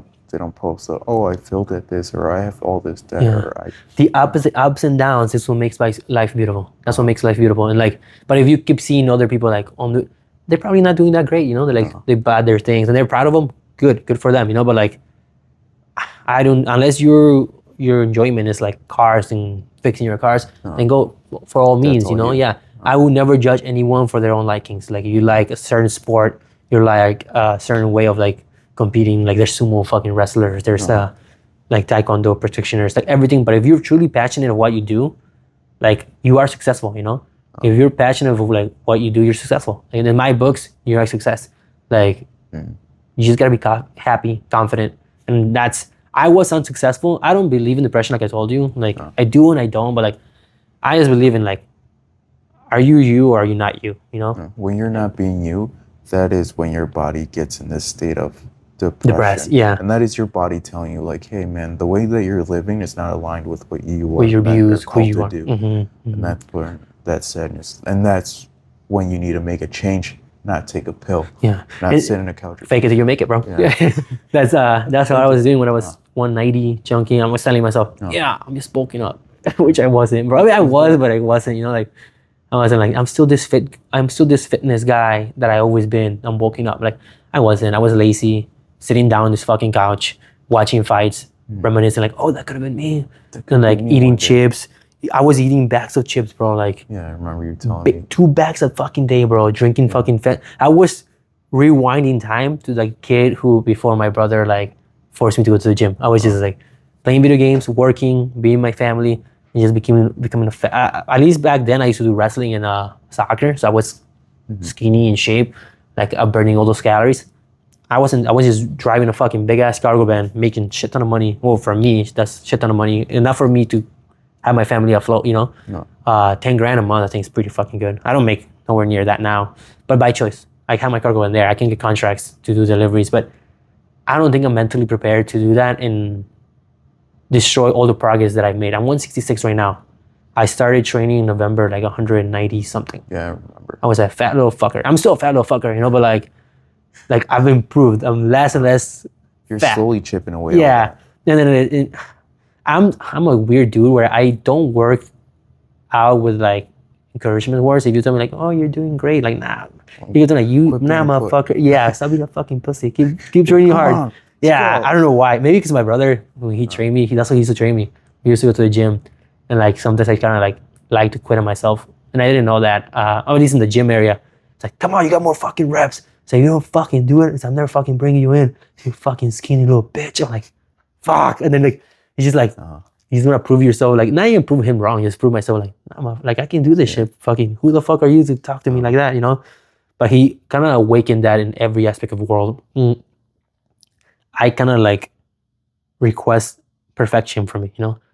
That's good. And that time when I was chunky, a little chunky little motherfucker, I was still trying to like, which I think maybe in a way is kind of good. I was trying to fake like I'm still that guy because I am that guy, you know. I am that guy, you know. But at that moment, like, I wasn't being that guy, you know. But I'm like, if I fully like disengage, if I don't believe that I'm that guy and disengage completely, the turning back is gonna be extremely hard. So like that's what I believe. That's when like depression becomes real, which you just finally gave up. You know, you gave up of like the world doesn't mean anything to you. You know, I wasn't that point because I have a beautiful family and everything. But I'm saying like I gave up. I was almost on the edge of giving up who Brian is. You know, like I know who I am. I know how hard I can train. I know how disciplined I can be. You know, like, and it's hard to show it with kids. You just gotta get better time management. And I'm lucky enough to have a very supportive wife because it's the sport what we do. Like, it's not just about the training and the hour and a half in the gym. You gotta do conditioning. You gotta do weightlifting. You know, like even weightlifting helps. You know, you gotta do strength training, your athleticism training. You know, There's so and much more the to it diet. than It's a lifestyle. It's not a sport. It's a lifestyle. You know, and it can be a lot. With a young partner. You know, 23. I'm 25. Raising a 6-year-old, 3-year-old, and now a newborn. It could definitely be difficult. And with the economy, man, like it's hard. You know, but we make it happen because when there's a will, there's a way. You know. Yeah, absolutely. And that's one thing I wanted to ask you. Like, what advice do you have to those dads that are currently in that stage of where Brian was, where he was slowly losing himself? No, Like, what would you say to them? what I would say, like, I don't even say to them. What I would say to Fat Brian is, like, there's always a better tomorrow. You know, all you gotta do is whatever job you like. There's always time in the day. Like, you're telling yourself a lie that like there isn't a time. Those times that you're hanging out, like in the toilet, scrolling through Instagram, you don't have to go train MMA and beat someone up. You know, like, you don't. Not everybody's crazy like that. But instead of wasting, if you add up the times that you're wasting, like watching TV, a quick Netflix episode, or being on your phone scrolling, like aimlessly, you know, you don't need a big gym, bro. You don't even need weights to get in shape. Get down on the floor, do a couple push-ups. If you can do push-ups fully, get on your knees, do some push-ups, do some ab workouts. That's when I started getting myself back in shape. And I am lucky enough to have a very supportive friend in Christian. Cortez, you met Christian. Christian. And Christian trains hard, dude. That kid, I've been trying to get him into MMA for the longest because he has an obsessive personality. I think he'd be a great fighter. I will convince him one day. I think he'd be a great fighter. I tell him all the time. So when am I gonna see you back over there? It's like, oh, one time, dude, work. Yeah, really he works a lot. He trains hard, but like, that kid, I don't know how he's so strong. Yeah, he is in incredible shape, dude. He's 150 something. He's almost the same weight as me. He's 147. 140. But he looks big, right? But he looks just massive. And He like, looks working out with him, me being 190, he's outlifting me. Back then in the day, he was always like 5-6 pounds stronger than me, but not always. But like now, I got out of shape and stuff. But I love him because he pressures me. Like, I'm like, he's always, come on, bro, you got this, bro. He's like, come on, like, you're fat, but you know you can do it. You've done it before. I'm like, fuck. And he's like, do one more rep. And it reminds me of my brother, but like in a nicer way. Because Christian is he's so sweet. He's such a sweet dude, bro. Like, I'm more of a, come on, don't be a bitch, you know? You're like on that rough, like, come on. Yeah, but Chris is more sweet dude, but he trains hard, and I respect him so much. He played a huge factor of me when I got out of shape. Sometimes you don't necessarily need someone to work out with, but sometimes it helps for sure, you know? So I'm that person, that brother. He pushed me to regain the confidence in the gym and going like that. He's just hyping me up. It's like, dude, it's like, you're getting more fit, you're losing the weight. I'm like, am I really, bro? Because you look at yourself every day. You see he's the same fucking dude, the fat little motherfucker. It's you know? just our brains, like, we look down on ourselves, like, oh, that's not. Yeah, I don't know why humans, like, psychology is like that. You know? Yeah, but there's days where when I feel like I've put like good work, I'm doing all these things, like I have a good week, and I look in the mirror, I'm like, wow, it's just like a whole different perspective of maybe I'm having a bad week. I'm like, from the first day that we ever grappled or anything, like, I don't know how many months you were in, but from then till now, the improvement in like everything martial arts perspective, like, bro, you improved so freaking much. Like, you're a tough dude. I think the other day you almost had me in a submission, bro. And dude, sometimes what I notice about you, like, you don't capitalize on, because usually like you're defending. You doubt yourself. Yeah, that's the best word to use it. You said you always think like. I overthink things, at like that moment, like, oh no, that's not. You had me in a submission. I don't know what submission you didn't have me. You could have had me. Like, it was there. It was there. I made a mistake. You should have capitalized on. You were there. You basically capitalized on the mistake. You're like, went back a little bit back to comfortability. And like, I get so mad. Like, you should have submitted me, bro. Holding me back. Yeah, but that for sure is a process. Yeah, I've seen that like in you. Like, you've been more outgoing, and I love that. Because even when I first met you, when you were doing the MMA, you were still very quiet and shy, you know. I'm similar. I don't really talk much. I just try to like learn, hear anything that I can get. I goof around the sauna. For sure, you know. A little bit, not much, you know. That's what happens in the sauna stays in the sauna. Yeah, but when Coach, when Juan, I call him Coach, but you know, his striking classes, like he's been doing lately, the things called the Dutch style striking. Yeah. Is in weeks. The pad, I like doing pads, but like, I don't know. I feel like for me, I learned better the way Juan's been teaching striking lately, and then but like, I think me and Juan I've grown into a relation with him. Like, I can goof around with him, fuck around with him, But like when he's instructing, like I see him like an instructor. I show him respect and like maybe because I'm like, yes sir, like this and that, like it's just a natural reaction because that's how I used to like yes, coach. yeah. And like yeah, I was telling him that today too. I'm like, dude, like I can differentiate like goofing around. There's time to goof around. There's time to like lock in. You know, like he's wasting. Like I don't want him to waste his saliva to teach something and me be like, Just like messing fucking around. You know, then why the fuck are you even in that room? You know, like you gotta fucking take things seriously. And then that's what I like to do. Anytime any of those like people who like tell me like, oh, you did this wrong, I never take it as something bad. You know, something like they just want me to improve, and I love that. I love when they tell me that like how do I do it to make it better? You know. That is rare. Clay, I know Clay's kind of quiet too in the gym, but Clay helps me out a lot. Clay always comes around. He sees a soft spot too. He comes around and tells me like, hey, you gotta do this better. This is how you do it better. And then like, fuck it. And then I go home thinking about it all day. Like, yeah, start drilling at home. But I like that. I like those steps. You know, like Yeah, he does that very well.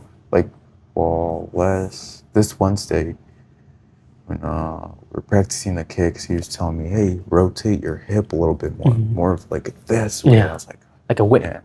Whip. Because I was just going up. I wasn't like turning. Yeah, he told me the same thing, bro. And he told me like it was for the head kick, step out a little bit, and then like. So you open up your hips. Yeah, you see the difference, man. It's just night and day. Like it's not like perfect, it's not there, but you notice like, oh, yeah, you feel I the don't movement. feel this pull right here. Yeah, that's why Clay is one of my biggest critiques. But I mean, I told him that, bro. Always, if you see me doing something in return, yeah, I love that. And I really like Clay. I really like him. We conversate something here and there. He's kind of crazy. He's a little bit crazy. He's a cool dude. Yeah. But yeah, I respect that. Mag Judo too. Mag Judo, I used to be like not intimidated at her, but like of her, but it's a real crazy tiny human. But she's super sweet. Like she's super sweet. You would never imagine, especially with the record that she has, that she'd be like such a cool person. Yeah. Just in general in life. For the dads out there that have gotten out of shape, they're getting chunky, like that always make that excuse. I'm a dad, I have kids, I don't have time. I just think it's time management. At the end of the day, there's always time. You're lying to yourself if you're saying there's no time. Yeah, there is always time, you know? Yeah, they've gotten too comfortable. Yeah. You've chosen like, I'm just a dad. It's like, no, you can be more. Those wake up a little earlier, you know? Or like if you start work early, wake up an hour earlier. You don't have to get an hour workout, 20-minute workout. It's building those small steps forward that will give you the discipline back again. Once you get better and better shape, the energy is going to be there more. And you're going to realize, you start I have a lot of time, you know? I have a lot of time. And yes, it's difficult having kids. My kids are still kind of young, you know, but one's in school, the other one's in daycare. Maddie right now is a full-time mom, like breastfeeding our baby, you know, like you also like, it comes with time management, but it also comes with like a supportive wife. Like I could not be training how I'm training now. Like I'm training back how I used to train now. Like I'm getting my hour and a half of weightlifting. I'm getting my hour and a half to 2 hours of MMA training, and I'm getting my cardio in, you know, like at the house at night, you know, like I'm finding the little spots where I can like put them in, you know. So just my day's busy. My day's extremely busy, you know, like I'm never like, this is the most I'm sitting, the most I'm sitting around is actually at work, bro, because my job is to like, I'm a security guard now, and like I just look at people.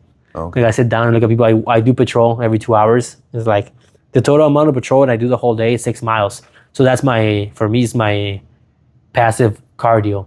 Okay. You know, like I'm burning some calories. The warehouse is extremely hot.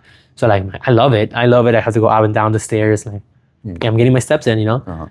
And then I get out of work around 1 o'clock. Yeah, so I work from 5 to 1. I get out of work and I go straight to the gym. There's a gym, a community gym here. That's a nice gym. If I don't go there, I go to Edge, which is 10 minutes away, or I go to Forge, which is 10 minutes away. I go to all 3 gyms because there's specific machines that I hit for different things, you know, like for my workouts. And then after that, because right now Maddie's just staying with a kid, I pick up the children. I pick up Kira from my 3-year-old from daycare. She goes to Crystal Lake. My older one goes to school here. And I pick her up. And then from there, I go do deliveries. I still do for deliveries because on peak times and deliveries, from 4 to 6:30, I can make like $60, $70 in one shot. So I'm basically making like 30 plus an hour, you know, just making America fat. I'm keeping those Americans fat. But Those who choose to be fit. yeah, I'm like here for you. keep staying fat, keep you're keep tipping making me. me money. Yeah, so like I do that, supplement that, and then finish around 6:10ish, and I try to finish closer towards Woodstock to be like To just be in close the to gym. And like right now, I've just been getting to the gym at 6:30. And before, I was only doing the food delivery, and I was just depending on that because I wanted the flexibility to train, but it's not that busy in the mornings to make money. And I'm like, oh, I'm struggling. I need more traditional job, or I can go do the cargo van thing. But like, I'm gonna make more money, but maybe too. I'm not mentally there. I want to eventually get back to like doing that when I know I'm like disciplined enough to like the money won't like set me back, you know? Because money is not always a good thing. It fucking makes you fat. That's what I realized. It makes you comfortable once you start getting all these nice things. Yeah. Yeah, so I rather struggle a little bit. When I cover the bills. I make enough money to cover the bills, you know? So like, yeah, that's my life. Monday from every day. I work every day, don't have any days off, you know? When I'm not working the factory, then I push a full day of deliveries, you know, like make money as much as I can. And then I'm a hustler. I've always been a hustler. My dad's a hustler. He showed me like to work hard. Same with my grandparent. Like if those dudes can do it at 60 plus years old, you know, my dad's 50 something, but I'm saying like if those guys can work hard, like the jobs I do are a joke. I don't really do anything, you know, like other than like sitting down and like walking, you know, like just go there and then go to practice. I come back and then be a dad, help her out. Because she needs to get this stress and like she's with the kids alone with all 3 kids from 4 o'clock. I'm sorry, from 4 like during the weekdays, 4 o'clock till I get back from the gym like 8:30, 9. Might not seem a lot, but it's 5 people. She's 23 years old, you know, like, and my kids, they're wild, bro. Like I raised them. They're a little bit like me. They're like, so I get it. So I try to come in and whatever I can do to help her. And sometimes I'm not the best helper. Sometimes like I am kind of selfish. I'm like, I'm gonna go on a run. But if I could go on a run, I'd bring the kids with me. Like, let's go. Like, I usually the girls now if he's another son.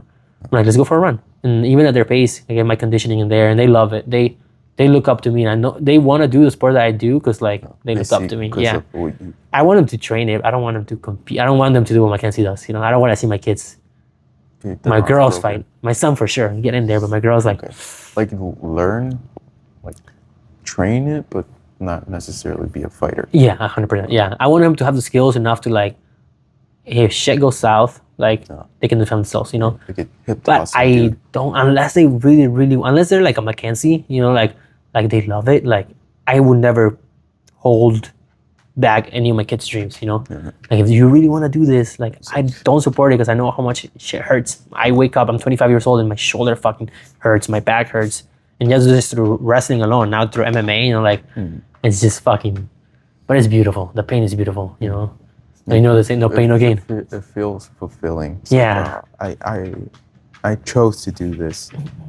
This is the lifestyle that I've chosen, and there's no other way that I would do it. Yeah, man.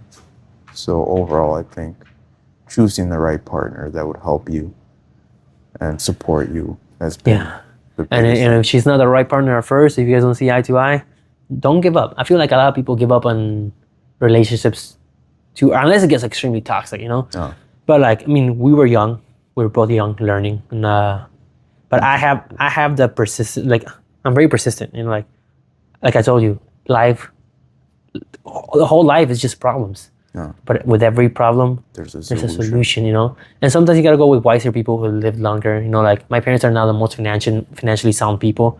But I mean, my dad cheated on my mom, disappeared for us for a couple years. And my mom had the guts to like forgive him. He came back and look this. My dad's a great dude, you know. He's respectful. He's a complete different. Like I've only known one version of my dad. I know a little bit of his old life, but I was young. I only know the version of him that he's like Christian, respectful, hardworking, you know. And like when me and Maddie were going through those like bumpy heads, like let's learn. Like, and that's one thing about my parents.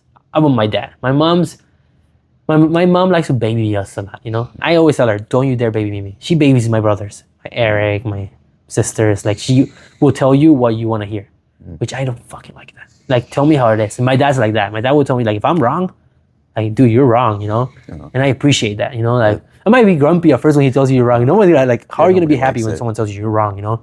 But when you're wrong, you're wrong. You gotta like, You have to accept it. yeah. And then I think that helped.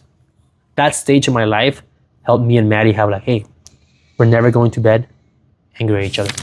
Once you have that level of comfortability, like as a wealthy human being or whatever, you want to put your children. Obviously, you don't want them to struggle in real life. You know, like As a get into parent, drugs. yeah. But if you can put them in an area, they're gonna still experience some sort of struggle that's gonna make them improve, like wrestling. That's what I want to do with my kid. I don't want him to experience like a poor life, living on the floor like I did. That's not what I want. But I don't want him to be. struggle. I want him to struggle. Yeah, I want him to struggle. And like, in wrestling is gonna be the perfect. I think it's a perfect sport to like you experience the struggle every day. I'm like, nah, you keep showing up. Don't be a quitter. Like, keep going. You know. Or like, Father, I just got thrown by like a 5-foot little girl. You know, like Mackenzie. Keep showing up. You know, like Show up. yeah, keep showing up. And then I don't care if he. I wish he can become a state champion. I wish a lot of things on him. But even if he doesn't, man, even if he doesn't, he just like If he he just does sticks to it. the program. He's gonna be such a confident young man. He's gonna grow out to be whatever he chooses to be. He wants to be soccer player, doctor, whatever the hell he wants to be. I want to incorporate that. You can do anything in life. You honestly can do anything in life. As You long know. as you believe in Yeah, yourself. but you like I don't push- want to push tell him what to yourself. be. I want to persuade him to be a fighter, but I don't want to tell him what to be. I want him to be, and the girls too, be who they want to be. And I will never be a naysayer, even if the dream is like outrageous or whatever. Like, you know, like something that I Like would. he wants to like be a barber, cut hair. Yeah, accept it. Yeah, like yeah, like I don't care. Like go out there and be the best fucking barber in the fucking world. You know, that's what I'm pushing. Be the best person in whatever thing you do. Oh, I'll let you get back to dad duties. But For sure, man. man. Thank you so much. No, thank you too, man. Thank you for giving me the time. Absolutely, man. Thank you for sharing your story, being open, and then all the. I hope I don't get you canceled with all the bad words. I don't think so. I hope not. I'll find out. I'll let you know. All right, man. Thank you so much. Thank you, man. Thank you for having me, man. Thanks.